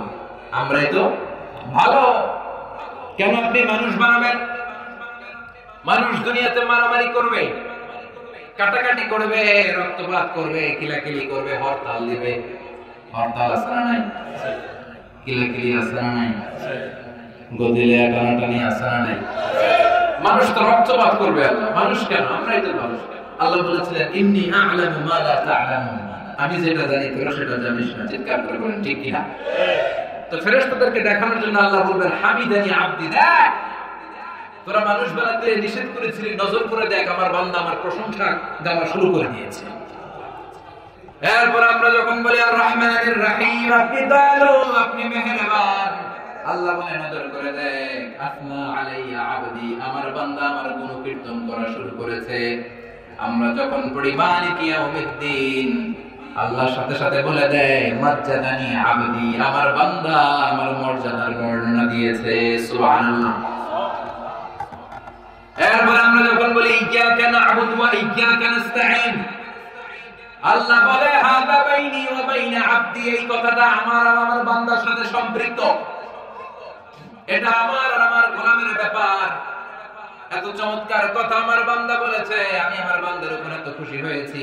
এখন আমার বান্দা আমার কাছে যা চাইবে তাই দিয়ে দেব। এভাবে কনভারসেশন আমরাও বলি, আল্লাহ আমরা বলি উনি শুনেন, উনি বললে আমরা শুনি। এরকম একটা ফিলিংস আমাদের অন্তরের ভিতরে থাকার দরকার আছে না? নাই? 7টা বাক্য, শুধুমাত্র কেবলমাত্র কয়টা বাক্য? চিল্লায় বলেন। সালাতের মধ্যে আমাদের অনেকের মনোযোগ থাকে না, এরকম একটা অভিযোগ অনেকে আছে না? নাই? হুজুর অনেক চেষ্টা করে মনটাকে ধরে রাখতে পারি না, মন একবার এদিকে যায়, আরেকবার ওদিকে যায়, একবার ডানে একটা বাই। মনকে আরবিতে বলে কলব। চিল্লায় বলেন, মনকে আরবিতে কি বলে? কলব শব্দের অর্থ হচ্ছে নাড়াচাড়া করে, যেটা পরিবর্তন হয়। পৃথিবীতে সবচেয়ে নাড়াচাড়া করে যে জিনিসটা এদিকে দিকে ছোটে, ওটা হচ্ছে মন। ওটা কি? পাগল মোহন, মোহন রে মন কেন এত কথা বলে। কত কথা কয় মন, কত দিকে যায় মন। এখন আমার মনে আছে এখানে একটু পরে ছুটছে ঢাকা, এরপরে সৌদি, এরপরে আমেরিকা, পাসপোর্ট ভিসা কিছু লাগছে। কথা কন, এটা খুব দ্রুত ছুটে চলে যেতে পারে। এজন্য এটাকে ধরে রাখতে হয়। নামাজের মধ্যে যদি মনটারে ধরে রাখতে হয়, কি কি পড়তেছেন অর্থ জানার দরকার আছে নাই? আসুন আজকের এই তাফসীর মাহফিলে অন্তত প্রতিদিন সূরাতুল ফাতিহার মধ্যে যে 7 আয়াত আমরা পড়ি, এগুলোর অর্থ জেনে যাই, কি বলে আল্লাহর প্রশংসা করি, জানার দরকার আছে না নাই? আসুন মনোযোগ দিয়ে একটু শিখার চেষ্টা করি। প্রথম আয়াতে আল্লাহ বলছেন আলহামদুলিল্লাহি রাব্বিল আলামিন, সকল প্রশংসা বহুমাত্রিক জগতের প্রতিপালক আল্লাহ তাআলার জন্য। সুবহানাল্লাহ পড়েন। আর রহমানুর রহিম, দয়াময় মেহেরবান প্রভু হে। মালিক ইয়াউমিদ্দিন, তিনি প্রতিফল দিবসের মালিক। ইয়্যাকা না'বুদ ওয়া ইয়্যাকা নাস্তাঈন, আমরা শুধুই আপনার ইবাদত করি, আমরা শুধুই আপনার কাছে সাহায্য চাই। ইহদিনাস সিরাতাল মুস্তাকিম, প্রভু হে আপনি সহজ সঠিক সহজ সরল পথের দিশা দেন। সিরাতাল্লাযীনা আন'আমতা আলাইহিম, তাদের পথ যে পথে আপনার রহম বরকত অবারিত। গায়রিল মাগদুবি আলাইহিম ওয়ালাদ-দাল্লিন, আমরা অভিশপ্তদের পথ চাই না, আমরা পথভ্রষ্টদের পথ চাই না। আমিন। চিৎকার করে পড়েন আমিন। তার মানে প্রথমে কি করে প্রশংসা করব আল্লাহ শিখালেন, পড়েন আলহামদুলিল্লাহি রাব্বিল আলামিন। সকল প্রশংসার মালিক বহুমাত্রিক জগতের পালন কর্তা আল্লাহর জন্য। প্রশংসা কার জন্য? চিৎকার করে বলেন প্রশংসা কার? প্রথম শব্দটা হচ্ছে আলহামদু। প্রথম শব্দটা কি? হামদুন মানে প্রশংসা। আওয়াজ করে জবাব দিতে হবে মুসলমান, হামদুন মানে কি? প্রশংসার মালিক কে? এক সাহাবী নিজ থেকে মনে মনে নিজের ইচ্ছায় ভেতর থেকে আল্লাহর 4টা তাসবিহ বানায় ফেলেছে। ওই 4টা তাসবিহ, প্রথম তাসবিহটা ছিল এই হামদ শব্দ থেকে নেয়া, মানে হামদান মানে কি? কাসীরান তাইয়িবান মুবারাকান ফি। বিশ্বনবী নামাজ পড়াচ্ছেন, রুকু থেকে উঠলেন সামিআল্লাহু লিমান হামিদা, পেছন থেকে সাহাবারা পড়ল রব্বানা। আরেকজন সাহাবী অতিরিক্ত বাড়িয়ে পড়ল হামদান কাসীরান তাইয়িবান মুবারাকান ফি। 4টা তাসবিহ বাড়িয়ে পড়েছে। চিৎকার করে বলতে হবে কয়টা? এই 4টা তাসবিহ কিন্তু বিশ্বনবী ওই সাহাবারে শিখায় না। নামাজ শেষ বিশ্বনবী বললেন, আমি যখন রুকু থেকে দাঁড়িয়ে বলেছি সামিআল্লাহু লিমান হামিদা, তোমরা ফিসফিস করে পড়েছো রব্বানা ওয়ালাকাল হামদ, খুব ভালো। কিন্তু কে যেন ফিসফিস করে অতিরিক্ত পড়েছো হামদান কাসীরান তাইয়িবান মুবারাকান। সবাই পড়েন হামদান কাসীরান তাইয়িবান মুবারাকান। আওয়াজ করে পড়েন। 1 নাম্বারটা কি? 2 নাম্বার, 3 নাম্বার, 4 নাম্বার। আবার বলেন। বিশ্বনবী বললেন, এই 4টা তাসবিহ তুমি পড়ছো, কই পাইছো? মিন আইনা ওয়াজাদতা হাযিহি তাসবিহাত, এই তাসবিহগুলো কই পেয়েছো? আমি তো শিখাই নাই। কে পড়েছে এই তাসবিহটা? দাঁড়াও। কেউ দাঁড়ায়, ডানে বায়ে সামনে পেছনে কেউ দাঁড়ায় না। বিশ্বনবী অভয় দিলেন, বললেন আমি কিছু বলবো না, কে পড়েছো দাঁড়াও। এক সাহাবী দাঁড়িয়ে বলল, ইয়া রাসূলুল্লাহ আমি পড়েছি, আমাকে মাফ করে দেন। সুবহানাল্লাহ। বিষ্ণু বললেন, কেন করলি? আমি তো শিখাই নাই। সাহাবী বলে, নবী, আল্লাহর প্রশংসা আমার কম কম করলে ভালো লাগে না, আমার করতে মন চায় বেশি বেশি। এজন্য আমি বানাইছি। আমি কি করছি? বানিয়েছি। I fabricated from my own. আমি আমার থেকে বানিয়েছি। নবী, আপনি তো শিখান নাই, আবু বকরও শিখায় নাই, ওমর ফারুকও শিখায় নাই, দুনিয়ার কেউ এই চারটা তাসবিহ আমারে শিখায় নাই। আমি আমার নিজ থেকে এই চারটা তাসবিহ বাড়িয়েছি, কারণ কম কম তাসবিহ বললে আমার পোষায় না, পড়তে হয় বেশি বেশি। বিষ্ণু বললেন, সাহাবী ভয় পাস নেই, চিন্তা করিস নেই, তুই যে চারটা তাসবিহ অতিরিক্ত বানিয়ে পড়েছিস, তোর এই চারটা তাসবিহতে যে সওয়াব হয়েছে, এই সওয়াবগুলোকে নিয়ে বিদউ ওয়া সালাসুনা মালাইকা, 30 এরও বেশি ফেরেশতা এই চারটা তাসবিহর সওয়াবটা 30 জনেরও বেশি ফেরেশতা কে কার আগে আল্লাহর আরশে পৌঁছে দিবে, এটা নিয়ে ফেরেশতারা আকাশে প্রতিযোগিতা করছিল। এজন্য সব সময় প্রশংসা করতে হবে একজনের, চিৎকার করে বলেন, তিনি কে? আজীবন যদি প্রশংসা করি, আল্লাহর প্রশংসা করে শেষ করা যাবে? কথা বলেন, আরো জোরে বলেন। এই পৃথিবীর সবচেয়ে বড় সাগরের নাম হচ্ছে প্রশান্ত মহাসাগর, আর এই প্রশান্ত মহাসাগরের সবচেয়ে গভীরতম জায়গার নাম হচ্ছে মারিয়ানা ট্রেঞ্চ।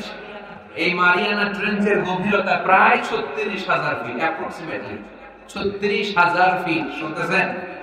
মনোযোগ আছে না গেছে? 36,000 ফিট গভীর। Can you imagine? কল্পনা করতে পারেন আপনি কত গভীর? আর পৃথিবীর সবচেয়ে বড় যে পাহাড়টা মাউন্ট এভারেস্ট, এটার উচ্চতা প্রায় 29,035 ফিট। সুবহানাল্লাহ বলে দিগিয়া। তাহলে সাগরের গভীরতা 36,000 ফিট, আর মাউন্ট এভারেস্টের গভীরতা মাত্র 29,000 ফিট। তাহলে মাউন্ট এভারেস্টকে আস্ত তুলে ধরে এনে প্রশান্ত মহাসাগরের সবচেয়ে গভীর জায়গা মারিয়ানা ট্রেঞ্চের উপর যদি ছেড়ে দেওয়া হয়, পুরো পাহাড়টা পানির নিচে তলিয়ে যাবে। তার উপরেও আর পানি থেকে যাবে প্রায় 7,000 ফিট। কি পরিমাণ পানি আল্লাহ মজুদ রেখেছে গোটা দুনিয়াতে, এটার একটা ধারণা দেওয়ার জন্য আমি রেফারেন্স গুলো টানছি। মাউন্ট এভারেস্ট নেপালের সাগর মাথায় অবস্থিত, 29,035 ফিটের পাহাড়টা প্রশান্ত মহাসাগরে রেখে দিলে পুরো পাহাড়টা তলিয়ে যাবে, উপরে খালি পানি থাকবে আরো 7,000 ফিট। এই পৃথিবীর দ্বিতীয় গভীরতম মহাসাগরের নাম আটলান্টিক মহাসাগর, যেটার সবচাইতে গভীর জায়গার নাম পুয়ের্টো রিকো। এই পুয়ের্টো রিকোর গভীরতা প্রায় অ্যাপ্রক্সিমেটলি 33,000 ফিট। সুবহানাল্লাহ পড়েন। এক্ষেত্রেও পৃথিবীর সবচাইতে উঁচু পাহাড়টা মাউন্ট এভারেস্টকে আস্ত তুলে ধরে এনে আটলান্টিক মহাসাগরের সবচেয়ে গভীরতম জায়গা পুয়ের্টো রিকোর উপর যদি ছেড়ে দেওয়া হয়, এই আটলান্টিক সাগরও পুরো পাহাড়টা তলিয়ে যাবে। তার উপরে আরো পানি থেকে যাবে 4,000 ফিট। সুবহানাল্লাহ বলেন না? গোটা পৃথিবীতে স্থল হচ্ছে মাত্র 30 ভাগ, 70 ভাগ হচ্ছে জল। নোয়াখালীরা কয় 70 ভাগ হানি আর হানি। 70 ভাগ কি? খালি হানি। 30 ভাগ স্থল, 70 ভাগ জল। আটলান্টিক মহাসাগর কত বড় সাগর, লম্বা যে কত বড়, অ্যাটলাস ম্যাপ নিয়ে যাদের ধারণা, কিছু ধারণা পাবে। লম্বায় না, আড়াআড়ি ভাবে, মানে প্রশস্তের দিক থেকে আড়াআড়ি ভাবে প্রশস্ত রে চান্দোলায় আপনারা কি বলেন? পাশ। পাশ পরীক্ষায় না পাশ করে মানুষ। প্রশস্ত, এই প্রশস্তকে আপনারা বলেন পাশ। এই পাশের দিক থেকে আটলান্টিক মহাসাগরটা কতটুকু পাশ, কতটুকু প্রশস্ত। এই আটলান্টিক মহাসাগরকে ক্রস করে ইউরোপ থেকে আমেরিকায় যেতে হলে বিমানগুলো আড়াআড়ি ভাবে এই সাগরটাকে পাস করে যেতে হবে। আগে যেত কনকর্ড, যেটা ঘন্টায় বিমানটা 1000 মাইল বেগে চলত। ঘন্টায় কত হাজার মাইল? যে বিমানটা ঘন্টায় 1000 মাইল বেগে ছোটে, ওই বিমানটা দিয়ে আটলান্টিক মহাসাগরের পাশের দিক থেকে, লম্বায় না, পাশের দিক থেকে এই পাশ থেকে ওই পাশটা ক্রস করতে 4 ঘন্টা লেগে যেত। হিথ্রো এয়ারপোর্ট থেকে জন এফ কেনেডি এয়ারপোর্ট, ওখানে যেতে 4 ঘন্টারও বেশি লেগে যায়। সুবহানাল্লাহ। তার মানে আড়াআড়ি ভাবে আটলান্টিক মহাসাগর প্রায় 4000 মাইল। পৃথিবীতে মহাসাগর কি শুধু এই দুইটা, প্রশান্ত আর আটলান্টিক মহাসাগর? ভারত মহাসাগর আছে নাই? উত্তর মহাসাগর, দক্ষিণ মহাসাগর, কৃষ্ণ সাগর, চায়না সাগর, ভূমধ্য সাগর, লোহিত সাগর, বঙ্গোপসাগর, সাগর আর সাগরের ছড়াছড়ি। আল্লাহ বললেন আলহামদু, প্রশংসা তুই কেমন করে করবি শোন। পৃথিবীর সব সাগর আর মহাসাগরের পানি যদি কালি হয়ে যায়, আর পৃথিবীর যত গাছপালা আছে সব গাছপালার যে পাতাগুলো আছে এই পাতাগুলো যদি এরকম খাতা হয়ে যায়, আর সাগরের জল নামক কালি দিয়ে গাছের পাতা নামক খাতার উপরে যদি আমার তাসবিহগুলো তোলা লিখতে শুরু করে দিস, তাহলে পৃথিবীর এই বিশাল মহাসাগরের পানিগুলো যেগুলোকে কালির সাথে আমি উপমা দিয়েছি, এই কালি সব শেষ হয়ে যাবে। পৃথিবীতে যত গাছের পাতা আছে যেগুলো তুই খাতা বানালি, খাতাও ফুরিয়ে যাবে, ফুরাবে না, শুধু আমার প্রশংসা চিৎকার করে বলেন ঠিক কিনা। এজন্য রব্বুল আলামিন বলেন কুল্লাউ কানাল বাহরু মিদাদান লিকালিমাতি রাব্বি লানাফিদাল বাহরু ক্বাবলা আন তানফাদা কালিমাতু রাব্বি ওয়ালাউ জিনা বিমিসলিহি মাদাদা। সাগরের জলকে কালি করে গাছের পাতাকে খাতা করে তোমার মহিমা লেখা শেষ হবে না, যদিও লিখি প্রভু জীবন করে। সাগরের জলকে কালি করে গাছের পাতাকে খাতা করে তোমার মহিমা লেখা শেষ হবে না, যদিও লিখি প্রভু জীবন করে। সাগরের জলকে কালি করে, চিৎকার করে পড়েন আল্লাহু আকবার। আল্লাহ বললেন পৃথিবীর সব সাগর মহাসাগরের পানি যদি কালি হয়ে যায়, দুনিয়ার সব গাছের পাতা যদি খাতা হয়ে যায়, সাগরের জল নামক কালি দিয়ে গাছের পাতা নামক খাতার উপরে যদি আমার প্রশংসা লিখতে শুরু করে দাও, সাগরের জলও শেষ, গাছের পাতাও শেষ, শেষ হবে না শুধু আমার প্রশংসা। সুবহানাল্লাহ। উপমাটা খেয়াল করছেন? সাগরের জল যদি কি হয় সবাই বলেন, গাছের পাতা যদি কি হয় খাতা। কুমিল্লা কয়টা গাছ আছে কথা কন? বাংলাদেশে কয়টা গাছ আছে? আমেরিকায় কয়টা আছে? তাহলে আফ্রিকার জঙ্গলে কয়টা আছে? সুবহানাল্লাহ বলবেন না? সব ফুরিয়ে যাবে, আল্লাহর প্রশংসা করে শেষ করা যাবে না। এজন্য আল্লাহ বললেন আলহামদুলিল্লাহ, প্রশংসা হবে একজনের, তিনি কে? আল্লাহ। প্রশংসা হয় সুন্দরের, প্রশংসা হয় কিসের? প্রশংসা হয় সত্যের, প্রশংসা হয় ন্যায় পরায়ণের। আল্লাহর চেয়ে সুন্দর কেউ আছে? কথা কন। দুনিয়া সুন্দর, আসমান সুন্দর, জমিন সুন্দর, সবই সুন্দর, সুন্দরে সুন্দরে পাল্লা। জানি না কত সুন্দর তুমি আল্লাহ, জানি না কত সুন্দর তুমি আল্লাহ। পড়েন সুবহানাল্লাহ। প্রশংসা হয় সুন্দর, আল্লাহর চাইতে সুন্দর কেউ হতে পারে না। প্রশংসা হয় সত্যের, আল্লাহর চাইতে মহাসত্য মহাবিশ্বে কেউ থাকতে পারে। প্রশংসা হয় ন্যায় পরায়ণের, আল্লাহর চাইতে শ্রেষ্ঠ ন্যায় পরায়ণ ব্যক্তিত্ব, ন্যায় পরায়ণ সত্তা মহাবিশ্বে দ্বিতীয়টা কেউ আছে? চিৎকার করে বলতে হবে আছে। এজন্য বিশ্বনবী বললেন ইযা মুদিহাল ফাসিক গাদিবা রাব্বুল ইজ্জা। ফাসিকের প্রশংসা যখন করা হয় রব্বুল আমিন রেগে যায়। কোন ফাসিক ব্যক্তির প্রশংসা করলে ওয়াক্তাজালাল আরশ, মুহূর্তের মধ্যে আল্লাহর আরশে কাঁপাকাঁপি শুরু হয়ে যায়। এজন্য কোন ফাসিকের প্রশংসা আমরা করব না, প্রশংসা করব একজনের। চিৎকার করে বলতে হবে তিনি কে? আল্লাহ। এজন্য আল্লাহ শিখালেন আলহামদুলিল্লাহ। হামদুল মানে প্রশংসা, আর আলিফ লাম যুক্ত করে দেওয়ার কারণে অর্থ হয়ে যায় সকল প্রশংসা। হামদুল মানে, আর আলিফ লাম যোগ করে দিলে কি হয়? তার মানে যত প্রশংসার যত ডিজাইন হতে পারে, প্রশংসার যত স্টাইল হতে পারে, প্রশংসার যত ক্যাটাগরি হতে পারে, সব স্টাইলের, সব ডিজাইনের, সব ক্যাটাগরির প্রশংসা চলবে একজনের। চিৎকার করে বলেন তিনি কে? আল্লাহ। এজন্য আল্লাহ বললেন আলহামদুলিল্লাহ। প্রশংসা দুনিয়ার কারণে, প্রশংসা কার? প্রশংসা হবে শুধুমাত্র কেবলমাত্র এক আল্লাহর জন্য। আর আল্লাহ নিজের নামটাও এত সুন্দরভাবে সাজিয়েছে, এই নামের প্রশংসা কোরআনের ভেতরেও আছে না নাই? চারটা অক্ষর দিয়ে আল্লাহ তার নাম সাজিয়েছে। কয়টা? সবাই বলেন আলিফ লাম লাম হা।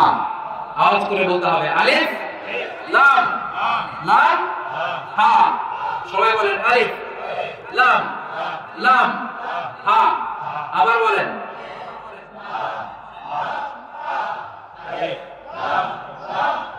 সুবহানাল্লাহ পড়েন। হুয়াল আউয়াল ওয়াল আখির ওয়াল যাহির ওয়াল বাতিন। এ আল্লাহ এমন আল্লাহ, এ আল্লাহর আগে কেউ নাই। এ আল্লাহ এমন আল্লাহ, আল্লাহর পরে কেউ নাই। তার মানে প্রথমেও আল্লাহ, শেষেও প্রথমে আল্লাহ আল্লাহ, শেষেও আল্লাহ আল্লাহ, আকাশে আল্লাহ আল্লাহ, জমিনে আল্লাহ আল্লাহ। সবাই পড়েন প্রথমে আল্লাহ আল্লাহ, শেষেও আল্লাহ আল্লাহ, আকাশে আল্লাহ আল্লাহ, জমিনে আল্লাহ আল্লাহ। সবাই পড়েন আওয়াজ তুলে প্রথমে শেষেও আকাশে আল্লাহ আল্লাহ, জমিনে আল্লাহ আল্লাহ। নিখিল জাহান গায়ে গুণগান তার নামে গাই আমরা গাহি তাআলা, হামদে বারি তাআলা, হামদে বারি তাআলা, হামদে বারি তাআলা। চিল্লায় বল সুবহানাল্লাহ। এজন্য রব্বুল আলামিন বললেন আলহামদুলিল্লাহি রাব্বিল আলামিন। সকল প্রশংসা ওই আল্লাহর জন্য যিনি বহুমাত্রিক জগতের রব, যিনি বহুমাত্রিক জগতের রব। আলহামদুলিল্লাহি রাব্বিল আলামিন। রব, আমার আল্লাহর আরেক নাম হচ্ছে রব। আল্লাহর আরেক নাম কি? কবরের প্রথম প্রশ্ন কি? কথা কন, সবাই কন। মার রব, উত্তর কি? আল্লাহ আমার রব। বলেন আল্লাহ আমার রব। দমে দমে তনু মনে তারি অনুভব, আল্লাহ আমার রব। তোমার দুনিয়াতে আমি যেদিকে তাকাই, অথই নিয়ামতে ডুবে আছি সবাই। পাখালির গানে শুনি তাসবিহ কলরব, তাসবিহ কলরব। পড়েন আল্লাহ আমার রব। তাহলে রব এটা কবরের প্রথম প্রশ্ন। রব হচ্ছে কবরের প্রথম প্রশ্ন। রব হচ্ছে বিধানদাতা, রব হচ্ছে আইনদাতা, রব হচ্ছে রিজিকদাতা। রবের সহজ সংজ্ঞা আজকে চান্দোলার মাহফিল থেকে এমন ভাবে আমরা শিখে যাব যাতে জীবনেও না ভুলি, ইনশাআল্লাহ পড়েন। রব কাকে বলে? যখন যা যেটা যে পরিমাণে দেয়া দরকার তখন তাকে সেটা চাওয়ার আগেই যিনি দিয়ে দেয় তার নাম রব। সুবহানাল্লাহ পড়েন। যখন যাকে যেটা যতটুকু দিলে চলবে তাকে তখন সেটা ততটুকু যিনি ফরিয়াদ করার আগে দিয়ে দেয় তার নাম রব। মায়ের পেটে যখন আমরা ছিলাম আমাদেরকে রিজিক দিয়েছে কে? আল্লাহ। খাবার দিয়েছে কে? আল্লাহ। তখন কি মায়ের দুধ আমরা খাইছি? না। আমার মা যা খেয়েছেন সেটার ভিটামিন, সেটার ক্যালোরি, সেটার এনার্জি আল্লাহ তাআলা আমাদের দেহের ভিতরে ঢুকিয়ে দিয়েছে। সুবহানাল্লাহ পড়েন। আবার আমার মায়ের নাড়ের সাথে আমার মায়ের জরায়ুর একটা কানেকশন দিয়ে আল্লাহ তাআলা সেখান দিয়ে আমার জন্য অক্সিজেন সরবরাহ করেছে, শক্তি সরবরাহ করেছে। দুনিয়াতে আসার সাথে সাথে দুনিয়ার মানুষেরা নাড়ের ল্যান্ডটাকে কেটে দেয়, তাই না? পৃথিবীর মানুষ তখন প্রথম ওয়া ওয়া করে চিৎকার করে। আমরা শুনি হসপিটালে ডেলিভারি হওয়ার পরে বাচ্চা বলে ওয়া ওয়া, আসলে ওয়া ওয়া নয়, সে কেটে কেটে আল্লাহর বলে আল্লাহ 8 মাস তুমি আমাকে রিজিক দিলা। আমার নাড়ের সাথে আমার মায়ের জরায়ুর একটা কানেকশন, একটা লাইন দিয়ে খাবারও দিয়েছো, পানিও দিয়েছো, অক্সিজেনও দিয়েছো। দেখো দুনিয়ার মানুষ কত নিষ্ঠুর, দুনিয়াতে আসার সাথে সাথে আমার একটা খাবারের লাইন এইটাও তাদের সহ্য হয় না, এটাও কেটে দিছে। আমি ভাবো কি? আল্লাহ বলেন টেনশন করিস না, আমার নাম রব। যা যখন যেটা যতটুকু দেওয়া দরকার তাকে তখন সেটা ফরিয়াদের আগে যিনি দিয়ে দেয় তার নাম রব। বান্দা রেখে বলে আল্লাহ একটা মাত্র খাবারের লাইন, এটা দিয়ে অক্সিজেন দিয়েছো, খাবার দিয়েছো, শক্তি দিয়েছো। দুনিয়ার মানুষেরা কত নিষ্ঠুর, একটা মাত্র খাবারের লাইন সহ্য হয় না, এটা কাইটা দিছে কামু কি? আল্লাহ বলে চিন্তা করিস না, খাবারের একটা লাইন কেটেছে তো কি হয়েছে? আজ থেকে 2 বছরের জন্য তোর মায়ের বুকের মধ্যে খাবারের 2টা লাইনের ব্যবস্থা করে দিলাম। দুনিয়াতে এসে যে আপনার খাওয়া লাগবে, তাও লিকুইড খাবার। মায়ের বুকের দুধটা তরল না? কথা বলেন, লিকুইড তরল। আপনাকে তখন তরল খাবার লাগবে, আল্লাহর কাছে চাইছিলেন? কথা কম চাইছেন আপনি? চান নাই। আপনি চাওয়ার আগে আল্লাহ লিকুইড দুধের ব্যবস্থা করে দিয়েছে। মায়ের বুকে বাচ্চা হওয়ার পরে একটা দুধ নেমে আসে, এটাকে বলে শাল দুধ। এটা হচ্ছে নবজাতক বাচ্চার জীবনের প্রথম প্রাকৃতিক টিকা। সুবহানাল্লাহ বলেন না? হসপিটালে যে 7টা টিকা দেওয়া লাগে, আল্লাহ প্রথম টিকাটা ফ্রি দিয়ে দিয়েছে। মায়ের শাল দুধের ভেতরে আপনার জন্য প্রথম প্রাকৃতিক টিকার ব্যবস্থা করে দিয়েছে কে? কারণ ফরিয়াদ করার আগেই যিনি দেয় তার নাম কি? 2 বছর মায়ের বুকের দুধ খেলাম। বুকের দুধ খাইলে তো দাঁত লাগে না? দাঁত লাগে? কথা কম, দাঁত লাগে না। দাঁত লাগে না তো দাঁত দেয় না। সুবহানাল্লাহ পড়ে। বয়স আপনার এবার 2 পেরিয়ে 3, 4, এখন গোশত চাবাতে হবে। কুরবানির গোশত খাওয়া লাগবে না? মাছ চাবাতে হবে, হাড্ডি চুষতে হবে। এখন দাঁতের দরকার আছে না নাই? দাঁত যখন দরকার ছিল না দেয় নাই, দাঁতের যখন দরকার ফরিয়াদের আগে দিয়েছে। সুবহানাল্লাহ করেন না? যার যখন যেটা যেভাবে দরকার তাকে তখন সেটা ঠিক ওইভাবে কতটুকু পৌঁছে যিনি দেয়, ফরিয়াদ ছাড়া তার নাম রব। আপনি হিউম্যান অ্যানাটমি নিয়ে গবেষণা করেন, আমার দেহের অঙ্গ প্রত্যঙ্গগুলো যেখানে যেটা দরকার সেখানে ওইটাকে ফিটিং করে দিয়েছে কে? আল্লাহ। এই যে দেখেন কানের কি সুন্দর সেটিং, প্রত্যেকের 2টা করে কান আছে না? 2টার বেশি নাই তো না? আচ্ছা 2টা করে আছে। ধরেন এই কানের সেটিংটা, কানটা এখানে না থেকে যদি আমার ডান কানটা এই ডান বগলের নিচে হইতো, বোঝার চেষ্টা করেন। আর আপনার বাম কান যদি আপনার বাম বগলের নিচে হতো। ধরেন আপনাদের 2 কান এদিকে নেই, আল্লাহ দিয়ে দিয়েছে এখানে, অবস্থাটা কি হতো? আজকের মাহফিল শোনার জন্য চাঁদোলা সবাইকে এইভাবে থাকা লাগতো। কথা কম, কারণ হাত দিয়ে কান চাপা মেরে রাখলে আওয়াজ কিছু শুনতে পাবেন। চাওয়ার আগে যেইভাবে সেটিং করা দরকার, ফরিয়াদের আগেই যিনি সেটিং করে দেয় তার নাম রব। চিৎকার করে কোন ঠিক কিনা? স্ক্যান্ডিনেভিয়ান কান্ট্রিগুলোতে যে বাঘগুলো আছে, বাংলাদেশের বাঘ আর সাইবেরিয়া অঞ্চলের বাঘ একরকম নয়। সাইবেরিয়ার বাঘগুলোর গায়ে বিশাল বিশাল লোম, কারণ এটা বরফের রাজ্য। সাইবেরিয়াতে যে পেঙ্গুইন গুলো আছে, ডেনমার্কে, নরওয়েতে, স্ক্যান্ডিনেভিয়ান কান্ট্রিজ গুলোতে যেখানে 12 মাস বরফ পড়তে থাকে, তুষারপাত, ওইখানে উটও পাওয়া যায়। আরব বিশ্বের উট আর সাইবেরিয়ার উট একরকম নয়। আরব বিশ্বের উটের গায়ে কোনো লোম নাই। সাইবেরিয়ার স্ক্যান্ডিনেভিয়ান কান্ট্রিগুলো, নরওয়ের ওখানে যে উটগুলো পাওয়া যায়, ওই উটগুলোর গায়ে আল্লাহ বিশাল বিশাল লম্বা লম্বা চুল দিয়ে দিয়েছেন, লোম দিয়ে দিয়েছেন। সুবহানাল্লাহ। ওই ভাল্লুকগুলোর গায়ে আল্লাহ প্রাকৃতিক কম্বল জড়িয়ে দিয়েছেন। সুবহানাল্লাহ। কিন্তু বাংলাদেশের বাঘের গায়ে যদি কম্বল থাকে মরবে না? আর সাইবেরিয়ার ওই বাঘগুলোর গায়ে যদি কম্বল না থাকে, মোটা চুল না থাকে, গুলো মরে যাবে না? যেখানে যেই প্রাণীটাকে যেইভাবে সেটিং করা দরকার ওইভাবে ওই প্রাণীকে যিনি পাঠিয়ে দেন, ওই সত্তার নাম হচ্ছে রব। চিল্লায় বলেন ঠিক কিনা? খাবারের মধ্যে তিনি পানির অস্তিত্ব ঘটালেন। ডাবের মধ্যে যতটুকু পানি, কমলার মধ্যে ততটুকু নাই।